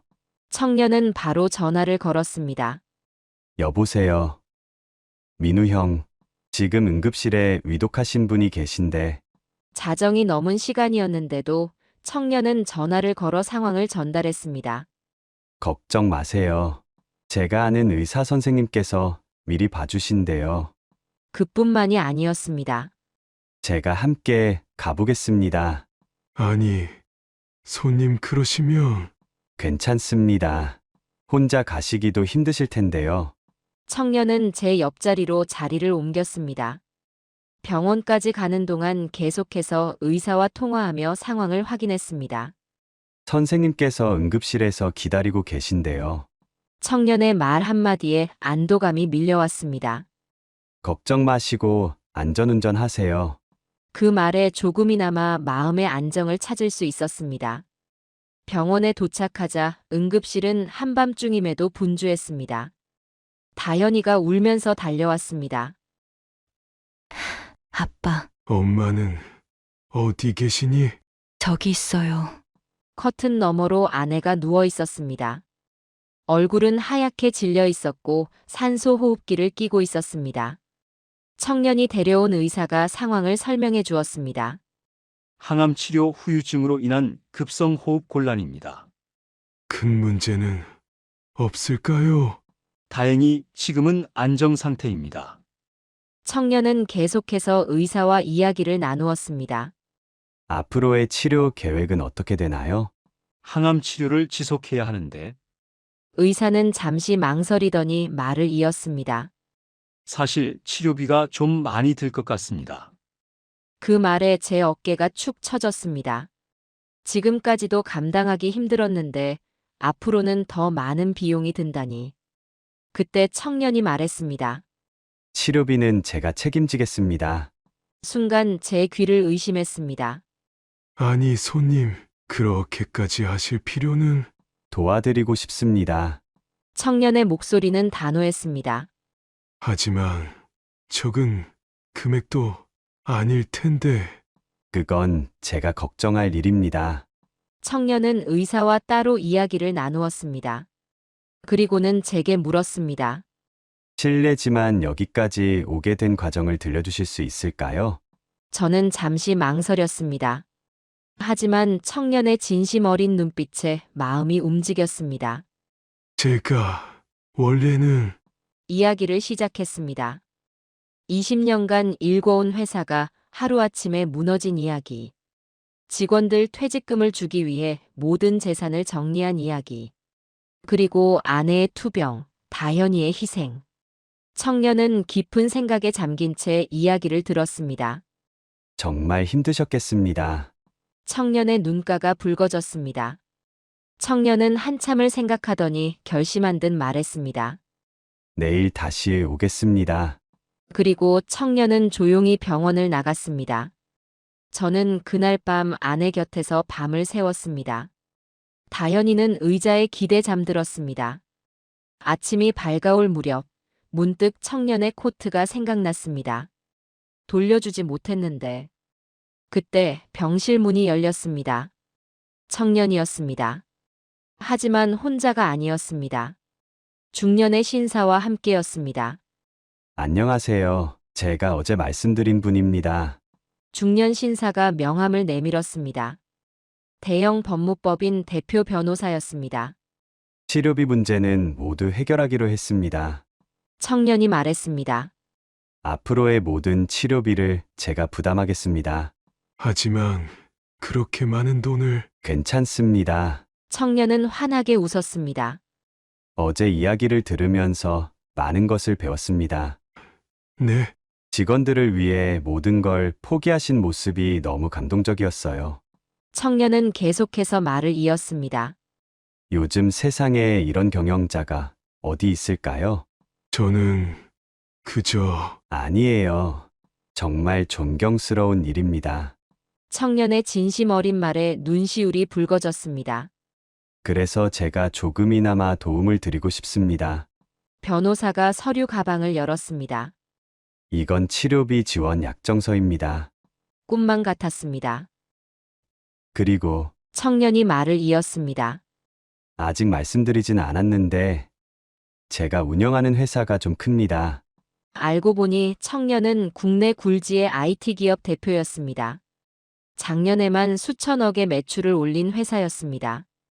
그때 다현이가 병실로 들어왔습니다. 커피를 사오느라 잠시 나갔다 온 모양이었습니다. 청년과 다현이의 시선이 마주쳤습니다.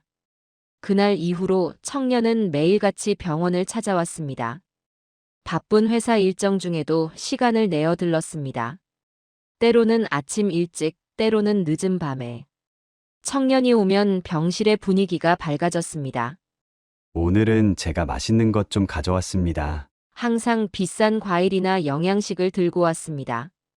연서가 이렇게까지 신경 써주시지 않아도 되는데.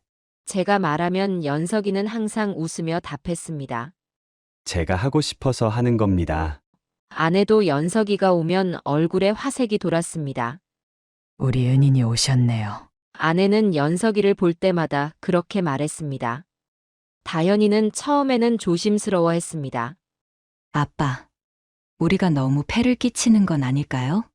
하지만 연석이의 진심 어린 마음이 전해졌는지 차츰 마음을 열기 시작했습니다. 특히 연석이가 가져오는 책들이 계기가 되었습니다. 다현 씨가 문학을 좋아한다고 들어서 제가 읽어보면 좋을 것 같은 책들을 가져왔어요. 연석이는 늘 다현이의 관심사를 세심하게 챙겼습니다. 어느 날은 다현이가 좋아하는 작가의 신간을 가져왔고 또 어느 날은 인생에 대한 책을 가져왔습니다. 편의점에서 힘들게 일하시는데 틈틈이 독서하면서 위로받으셨으면 해서요. 그런 연석이의 마음이 다현이에게 전해졌나 봅니다. 둘은 책에 대해 이야기를 나누기 시작했고 점차 대화의 주제가 넓어졌습니다. 다현이의 꿈에 대해서도 이야기했습니다. 사실 저는 작가가 되고 싶었어요. 정말인가요? 어떤 글을 쓰고 싶으셨어요? 사람들에게 위로가 되는 글을 쓰고 싶었어요. 연석이는 진지하게 다현이의 이야기를 들었습니다. 왜 그 꿈을 포기하셨나요? 현실적인 선택을 해야 했으니까요. 다현이의 눈가가 붉어졌습니다. 연석이는 그런 다현이의 모습을 안타깝게 바라보았습니다. 병원에서 마주치는 날이 늘어날수록 연석이는 다현이의 모습에 깊은 감동을 받는 듯 했습니다.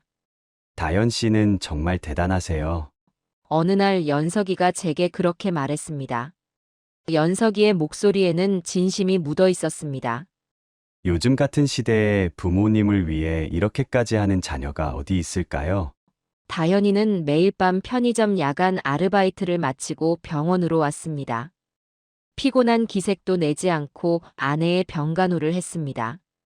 엄마, 오늘은 제가 머리 좀 말려드릴게요. 다현아, 너도 피곤할 텐데. 괜찮아요. 엄마가 더 힘드시잖아요.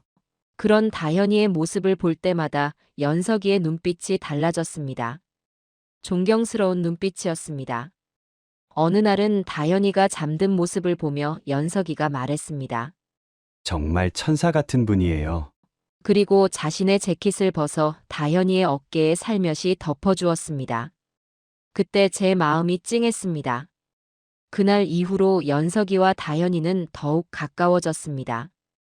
연석이는 퇴근 후에 항상 병원에 들렀고 다현이의 편의점 아르바이트가 끝나는 시간에 맞춰 커피를 사왔습니다.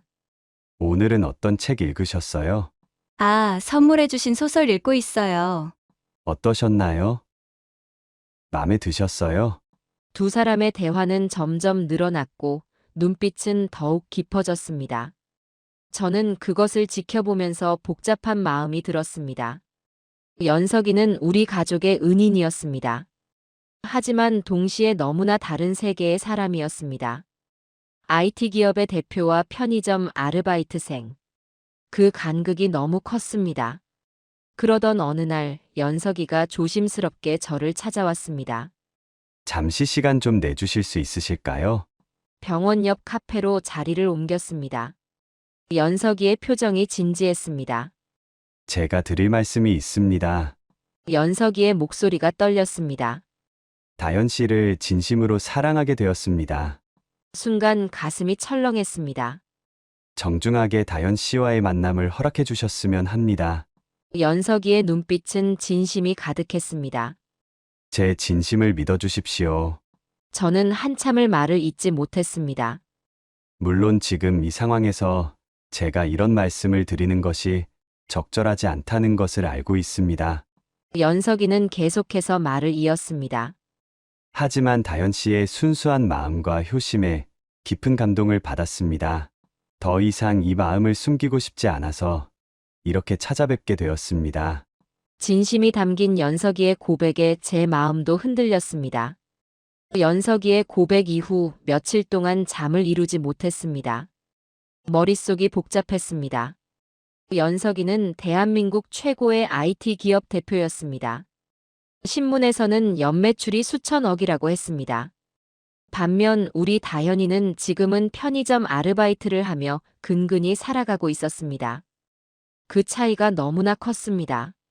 여보, 왜 그렇게 한숨만 쉬어요? 병실에서 아내가 물었습니다. 연석이가 다현이와 만나게 해달라고 하더군. 아내는 잠시 생각에 잠기더니 말했습니다. 정말 좋은 사람이에요. 나도 그건 알아. 하지만 너무 차이가 난다고 생각하시는 거죠?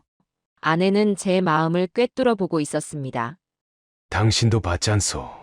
저렇게 크고 좋은 회사 대표인데. 그래서 더 귀한 거 아닐까요? 아내의 말에 고개를 들었습니다. 저렇게 성공한 사람이 우리 같은 처지의 사람들을 진심으로 대해주는 게 얼마나 감사한 일인가요? 맞는 말이었습니다. 연석이는 우리 가족을 만난 그날부터 한결같은 모습이었습니다. 아빠, 다현이가 병실로 들어왔습니다. 연석 씨 이야기 들으셨죠? 다현이의 볼이 붉어졌습니다. 응. 저도 처음에는 많이 망설였어요. 다현이가 이야기를 시작했습니다. 우리 같은 처지의 사람이. 다현아. 하지만 연석 씨는 달랐어요. 다현이의 눈에 눈물이 고였습니다. 한 번도 저를 낮춰보지 않았어요. 오히려 제가 부모님을 위해 희생하는 모습을 더 귀하게 봐주셨어요. 다현이의 말에 제 마음도 뭉클해졌습니다. 매일 밤 편의점 일을 마치고 병원에 오는 제가 대단하다고, 힘들지 않냐고 물어봐주고, 작가가 되고 싶었던 제 꿈도 진지하게 들어줘요. 연석이는 정말 특별했습니다. 재벌 회사 대표라고 하기에는 너무나 겸손했고 따뜻했습니다. 사실 어제 연석 씨 어머님도 만났어요. 뭐라고? 깜짝 놀라 물었습니다. 네. 연석 씨가 어머님께 절 소개하고 싶다고 하셔서. 가슴이 덜컥 내려앉았습니다. 재벌가의 어머님이 우리 다현이를 어떻게 대하셨을지.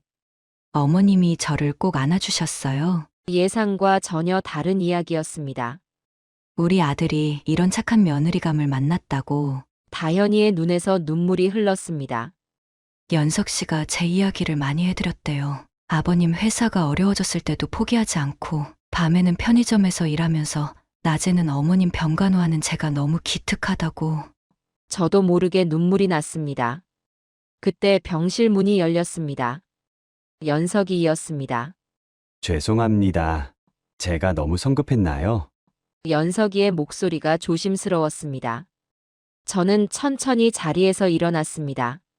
우리 다현이를 이렇게 귀하게 봐줘서 고맙네. 연석이가 제 손을 잡았습니다. 제가 더 감사드려야죠. 이렇게 훌륭한 분을 평생의 동반자로 만나게 해주셔서. 그날 저녁 연석이는 정식으로 프러포즈를 했습니다. 병실을 꽃으로 가득 채웠습니다. 다현이의 좋아하는 작가들의 책으로 길을 만들었습니다. 그리고 그 끝에서 무릎을 꿇었습니다. 다현 씨, 저와 결혼해 주시겠습니까? 다현이는 눈물을 흘리며 고개를 끄덕였습니다. 일주일 후 양가 상견례가 있었습니다.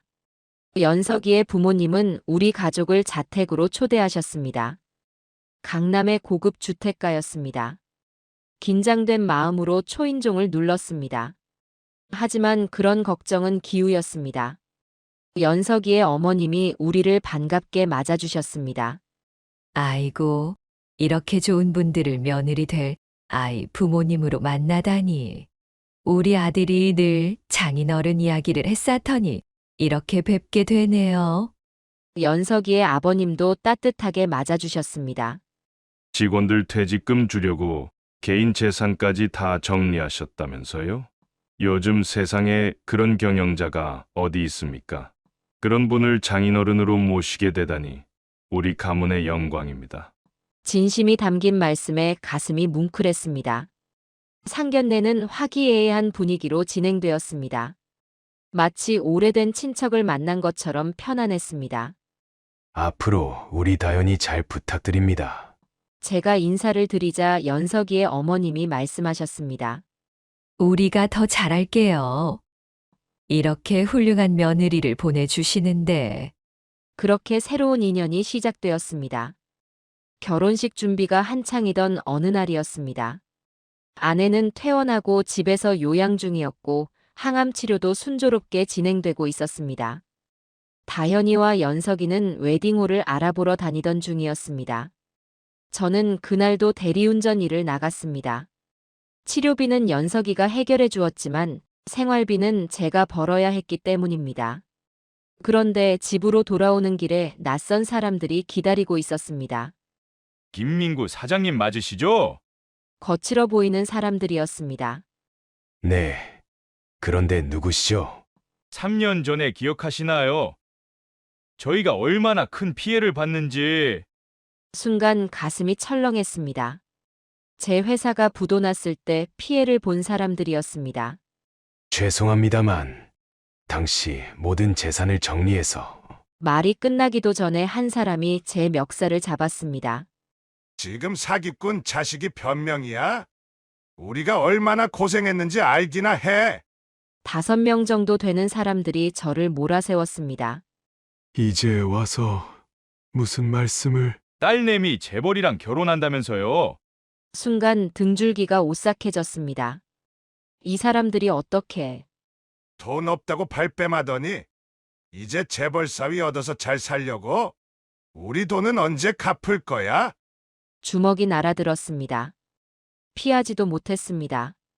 얼굴이 퉁퉁 부어올랐습니다. 일주일 안에 5천만 원 준비해.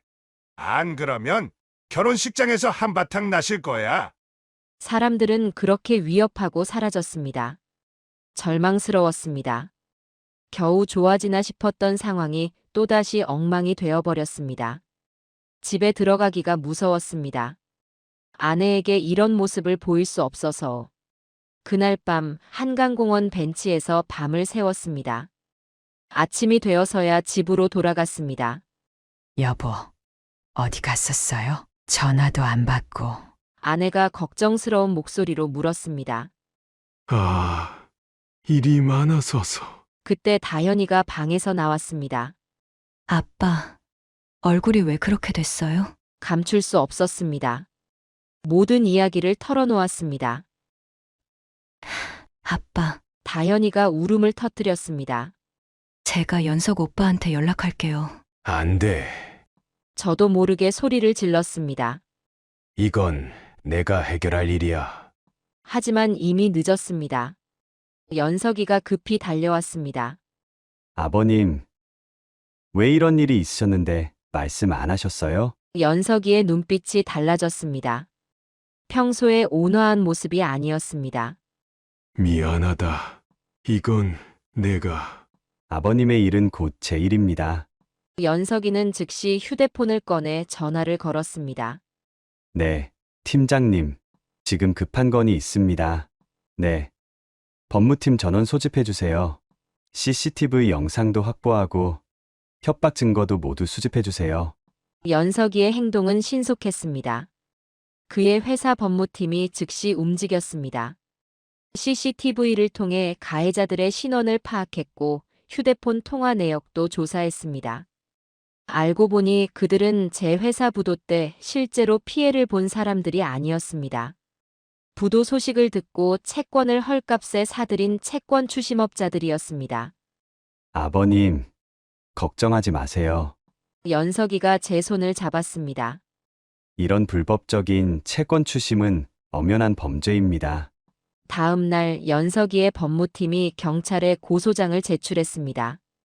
채권 추심업자들은 하루 만에 경찰에 연행되었습니다. 하지만 연석이는 거기서 멈추지 않았습니다. 아버님, 이참에 과거의 모든 빚을 정리하시는 게 어떨까요?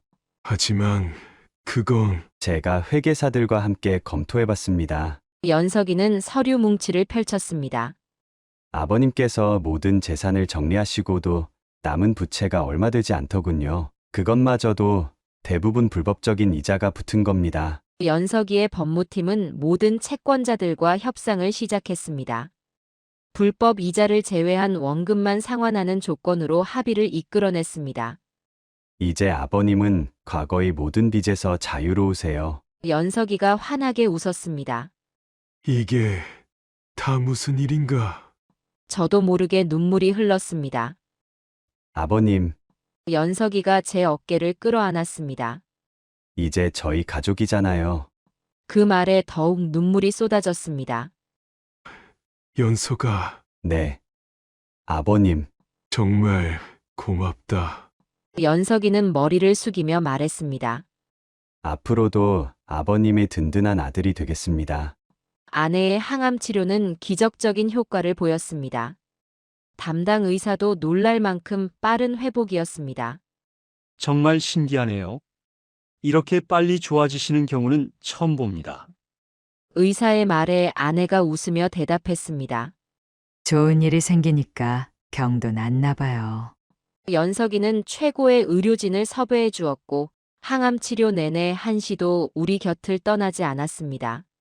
어머님, 이번 주말에 새로 나온 항암 치료제가 있는데 한번 써보시는 건 어떨까요? 연석이는 전 세계의 새로운 치료법을 찾아보고 제안했습니다. 연석아, 이렇게까지 신경 써주지 않아도 그거 되게 비싸다던데. 어머님, 제 친어머님과 다르지 않으세요. 그의 진심 어린 마음이 아내의 병을 이겨내는데 큰 힘이 되었습니다. 3개월 후 기적 같은 소식을 들었습니다. 축하드립니다. 암세포가 완전히 사라졌습니다. 의사의 말에 우리 가족 모두 눈물을 흘렸습니다. 이제 결혼식 준비를 시작해도 되겠네요. 연석이가 활짝 웃으며 말했습니다. 결혼식 준비는 순조롭게 진행되었습니다. 연석이의 어머님이 직접 나서서 모든 것을 챙겨주셨습니다. 어머님, 저희가 알아서 할게요. 다현이가 말씀드렸지만 연석이 어머님은 고개를 저으셨습니다. 우리 며느리들 사람 결혼식인데 내가 안 챙기면 누가 챙기니? 웨딩드레스는 파리에서 직접 주문했고 예식장은 시내 최고급 호텔이었습니다. 하지만 연석이는 우리 가족의 체면을 한 번도 깎지 않았습니다. 장인어른 장모님께서 편하게 느끼실 수 있는 결혼식을 하고 싶습니다. 모든 절차를 우리와 상의했고 우리의 의견을 존중해 주었습니다. 결혼식 당일 호텔 웨딩홀은 국내외 귀빈들로 가득 찼습니다. IT 업계의 거물들과 정재계 인사들이 대거 참석했습니다. 하지만 그들 사이에서 제일 빛나는 건 역시 우리 다현이었습니다. 순백의 웨딩드레스를 입은 다현이는 그 어떤 신부보다 아름다웠습니다. 아빠, 대기실에서 다현이가 제게 말했습니다. 정말 이렇게 결혼해도 될까요? 다현이의 눈에 눈물이 고였습니다. 저는 다현이를 꼭 안아주었습니다. 너는 충분히 자격이 있어. 지난 시간 동안 얼마나 훌륭하게 견뎌왔니? 다현이는 제 품에서 울음을 터뜨렸습니다. 사랑하는 딸아. 저도 눈물을 참을 수 없었습니다. 그때 연석이가 대기실로 들어왔습니다. 장인어른, 다현씨. 연석이도 눈시울이 붉어졌습니다. 웨딩 마치가 울렸습니다. 제가 다현이의 손을 잡고 입장했습니다. 레드카펫 위를 걸으며 지난 날들이 주마등처럼 스쳐 지나갔습니다. 회사가 망하고 모든 것을 잃었던 날들. 대리운전을 하며 힘겹게 버텨내던 시간들. 그 어둡던 시간 속에서 만난 한 줄기빛 같은 연석이. 그리고 지금 이 자리. 재단 앞에 선 연석이가 다현이를 맞이했습니다. 주례 선생님의 말씀이 이어졌습니다. 그리고 마지막 순서. 신랑 신부의 맹세. 연석이가 마이크를 잡았습니다. 오늘 이 자리에 계신 모든 분들 앞에서 약속드리겠습니다. 연석이의 목소리가 떨렸습니다. 다현이의 남편으로서 평생 한결같은 마음으로 사랑하겠습니다. 잠시 숨을 고르더니 이어 말했습니다. 그리고 장인어른, 장모님, 연석이가 저희 부부를 바라보았습니다. 앞으로 평생 친부모님처럼 공경하고 모시겠습니다. 어려운 시기에 딸을 훌륭하게 키워주신 은혜 절대 잊지 않겠습니다. 하객들 사이에서 감동의 탄성이 흘러나왔습니다. 아내는 손수건으로 눈물을 닦았고 저도 눈시울이 붉어졌습니다. 다현이는 행복한 눈물을 흘리며 연석이의 손을 꼭 잡았습니다. 이제 신랑 신부의 입맞춤이 있겠습니다. 주례 선생님의 말씀에 두 사람이 서로를 바라보았습니다. 그 순간 웨딩홀을 가득 채운 하객들의 축복 속에서 우리 가족의 새로운 시작을 알리는 입맞춤이 이어졌습니다. 결혼식이 끝나고 일주일이 지났을 무렵입니다. 연석이가 갑자기 저를 찾아왔습니다. 강남의 한 고급 레스토랑으로 저를 데리고 갔습니다. 장인어른께서 예전에 하시던 일이 건설자재 유통이셨죠? 그렇지. 연석이는 태블릿을 꺼내 자료를 보여주었습니다. 요즘 건설 경기가 다시 살아나고 있고 특히 친환경 건설자재 시장이 급성장하고 있습니다. 장인어른께서 가지고 계신 20년의 노하우와 제가 가진 IT 기술을 접목하면 저는 망설였습니다. 하지만 난 이미 한번 실패를. 그래서 더 좋은 거 아닐까요? 실패의 경험이야말로 최고의 자산이잖아요. 연석이는 자신의 계획을 하나씩 설명했습니다. AI 기술을 접목한 재고, 관리, 물류 최적화, 친환경 자재 특화 유통망 구축. 초기 자본금으로 100억을 투자하겠다고 했습니다. 장인어른의 경험과 노하우는 그 이상의 가치가 있습니다. 강남 한복판의 사옥도 알아보고 직원 채용도 진행 중이라 했습니다. 대표이사는 장인어른으로 해놨어요. 저는 이사회 의장으로만 참여하겠습니다. 그날 밤 아내와 상해 후 새로운 도전을 결심했습니다. 1년이 빠르게 지나갔습니다. 회사는 연석이의 말대로 순조롭게 성장했습니다. 재고 관리에 AI를 도입하니 물류 비용이 30% 이상 절감되었고 매출은 매달 50%씩 증가했습니다. 과거 거래처들이 하나둘 돌아오기 시작했고 예전 직원들도 다시 합류했습니다. 사장님 밑에서 다시 일하게 돼서 영광입니다. 예전 영업부장의 말에 코끝이 찡했습니다. 전국 각지에 물류센터를 운영하게 되었고 해외 진출도 준비하게 되었습니다. 우리 회사는 전통 산업과 IT의 성공적인 결합이라는 제목으로 경제신문에 크게 보도되기도 했습니다. 그러던 어느 날 다현이가 기쁜 소식을 전했습니다. 아빠, 엄마, 저 임신했어요. 연석이는 더할 나위 없이 기뻐했고 다현이를 위해 재택근무를 결정했습니다. 주말이면 온 가족이 모여 식사를 했고 연석이 부모님도 자주 오셨습니다. 회사는 1년 만에 업계 3위로 성장했습니다. 장인어른, 역시 제가 장인어른을 믿고 투자하길 잘했네요. 이제는 더 이상 과거의 아픔을 떠올리지 않게 되었습니다. 새로운 희망과 기쁨이 가득한 나날들. 그리고 곧 태어날 새 생명까지. 우리 가족의 이야기는 이제 새로운 장을 향해 나아가고 있었습니다. 어느 겨울날이었습니다. 강남의 한 고급 레스토랑에서 거래처와 식사를 마치고 나오는데 낯익은 얼굴과 마주쳤습니다. 아, 혹시 상대방도 저를 알아보는 눈치였습니다. 바로 그날 밤 제 점퍼를 가져가 버린 그 손님이었습니다. 대리기사님, 맞으시죠? 순간 그날의 기억이 떠올랐습니다. 영하 15도의 한파, 점퍼를 잃어버린 절망감, 그리고 그날의 만남. 네, 맞습니다. 정말 죄송합니다. 그가 허리를 깊이 숙였습니다. 그날 너무 취해서 전화도 받지 않고. 아닙니다. 괜찮습니다. 저는 오히려 웃음이 나왔습니다. 그날 일 때문에 제가 인생의 가장 큰 행복을 얻었거든요. 네? 무슨 말씀이신지. 저는 그에게 그날 이후의 이야기를 들려주었습니다.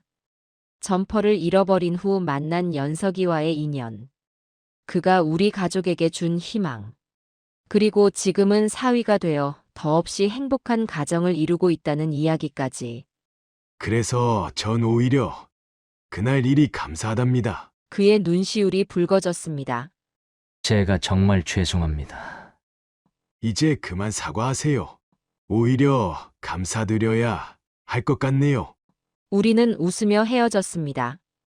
그날 이후로 그 손님은 우리 회사의 단골 거래처가 되었습니다.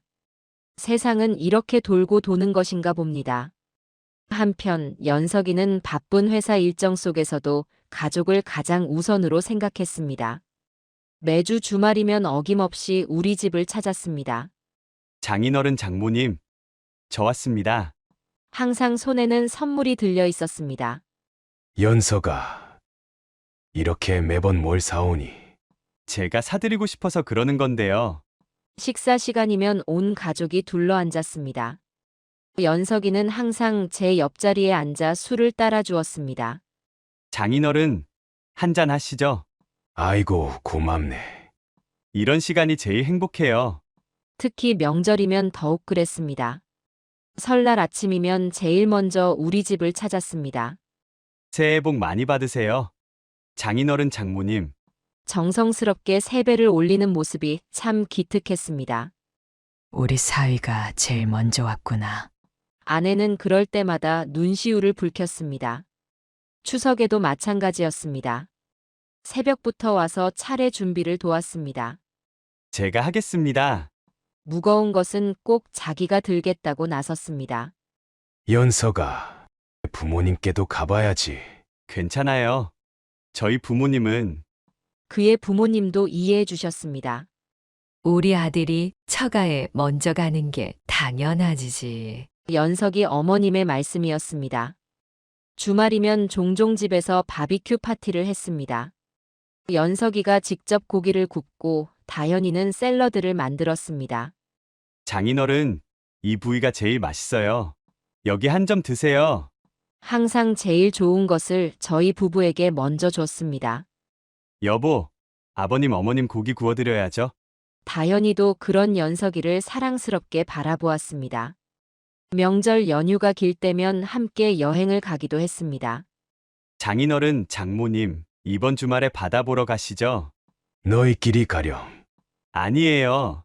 온 가족이 함께 가야죠. 그렇게 떠난 여행은 항상 즐거웠습니다. 특히 연석이가 운전하는 걸 고집했습니다. 장인어른은 평소에 운전하시느라 피곤하시잖아요. 그의 세심한 배려는 계속되었습니다. 다현 씨, 어머님 멀미 안 하시게 앞자리로 모시죠? 이런 작은 배려 하나하나가 가족을 더욱 끈끈하게 만들었습니다. 연석이는 회사에서도 저를 자랑스럽게 여겼습니다. 우리 장인어른은 이 업계 최고의 전문가십니다. 임원회의에서도 당당하게 저를 소개했습니다. 아버님의 경험이 있었기에 우리 회사가 이만큼 성장할 수 있었죠. 이런 연석이가 있어 우리 가족은 더없이 행복했습니다. 2년이 지난 어느 봄날이었습니다. 한 경제 잡지사에서 연락이 왔습니다. 사장님의 이야기를 꼭 다루고 싶습니다. 처음에는 고사했습니다. 저 같은 사람의 이야기를. 하지만 기자는 진심을 담아 말했습니다.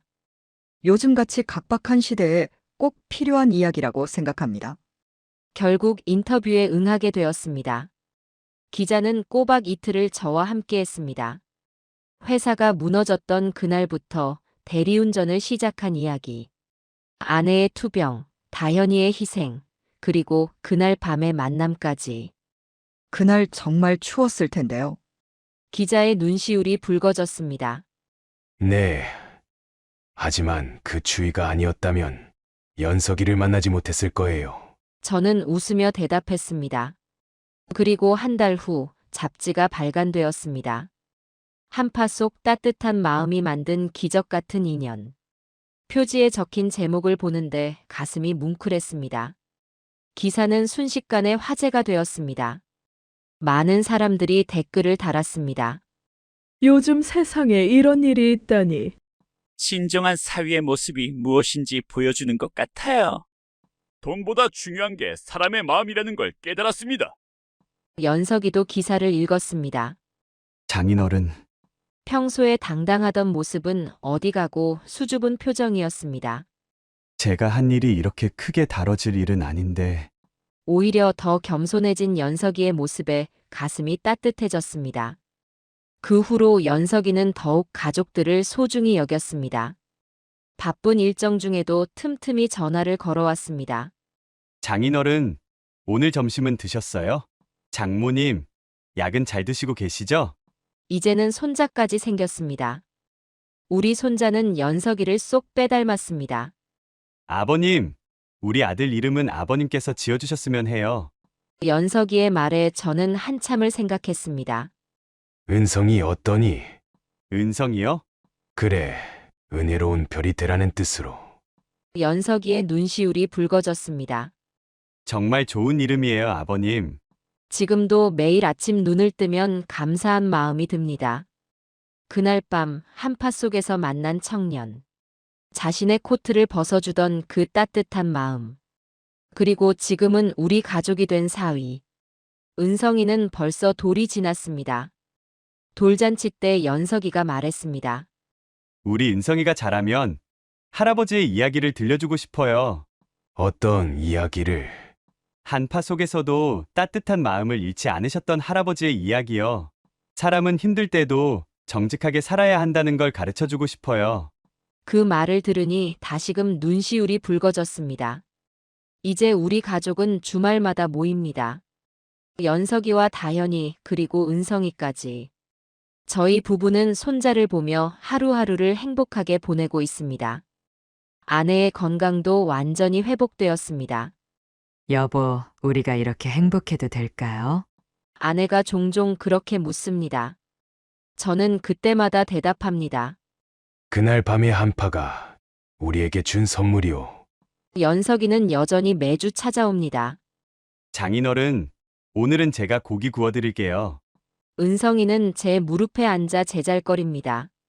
이렇게 우리 가족의 행복한 이야기는 계속되고 있습니다. 그날 밤의 한파는 이제 따뜻한 추억이 되었습니다. 우리 가족에게 찾아온 기적 같은 행복. 매일 아침 감사하는 마음으로 하루를 시작합니다. 이제는 제가 다른 이들에게 따뜻한 마음을 전하고 싶습니다. 한파 속에서 만난 인연이 가져다준 이 행복을. 우리의 이야기가 누군가에게 작은 희망이 되었으면 좋겠습니다. 때로는 인생에서 가장 춥고 어두운 순간이 찾아옵니다.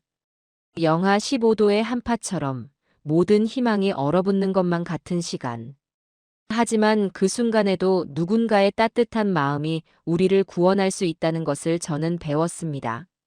한 장의 코트가 내 인생을 바꾸었듯이 작은 친절이 누군가의 운명을 바꿀 수 있습니다. 세상은 여전히 차갑다고들 하지만 우리 모두의 가슴 속에는 따뜻한 불씨가 살아 있습니다. 그 불씨 하나가 다른 이의 마음에 옮겨붙어 더 큰 불빛이 되고 그 빛이 또 다른 이의 길을 밝히는 것. 그것이 바로 사랑이고 희망이 아닐까요? 지금도 어딘가에서 한파와 싸우고 있을 누군가에게 말하고 싶습니다. 포기하지 마세요. 당신의 봄도 곧 찾아올 것입니다. 당신의 마음속 작은 불씨를 지켜내세요. 그 불씨가 언젠가는 당신의 인생을 따뜻하게 녹여줄 것입니다. 우리의 이야기처럼 당신의 이야기도 분명 아름다운 결말을 맞이할 것입니다. 한파가 지나간 자리에 봄날의 햇살이 비치듯이 당신의 겨울이 끝나고 따뜻한 봄날이 찾아올 때까지 우리는 서로의 등불이 되어 주어야 합니다. 그것이 제가 이 이야기를 전하는 이유입니다. 이야기 들어주셔서 감사합니다. 이야기에 대한 댓글을 달아주세요. 여러분의 소중한 댓글이 큰 힘이 됩니다.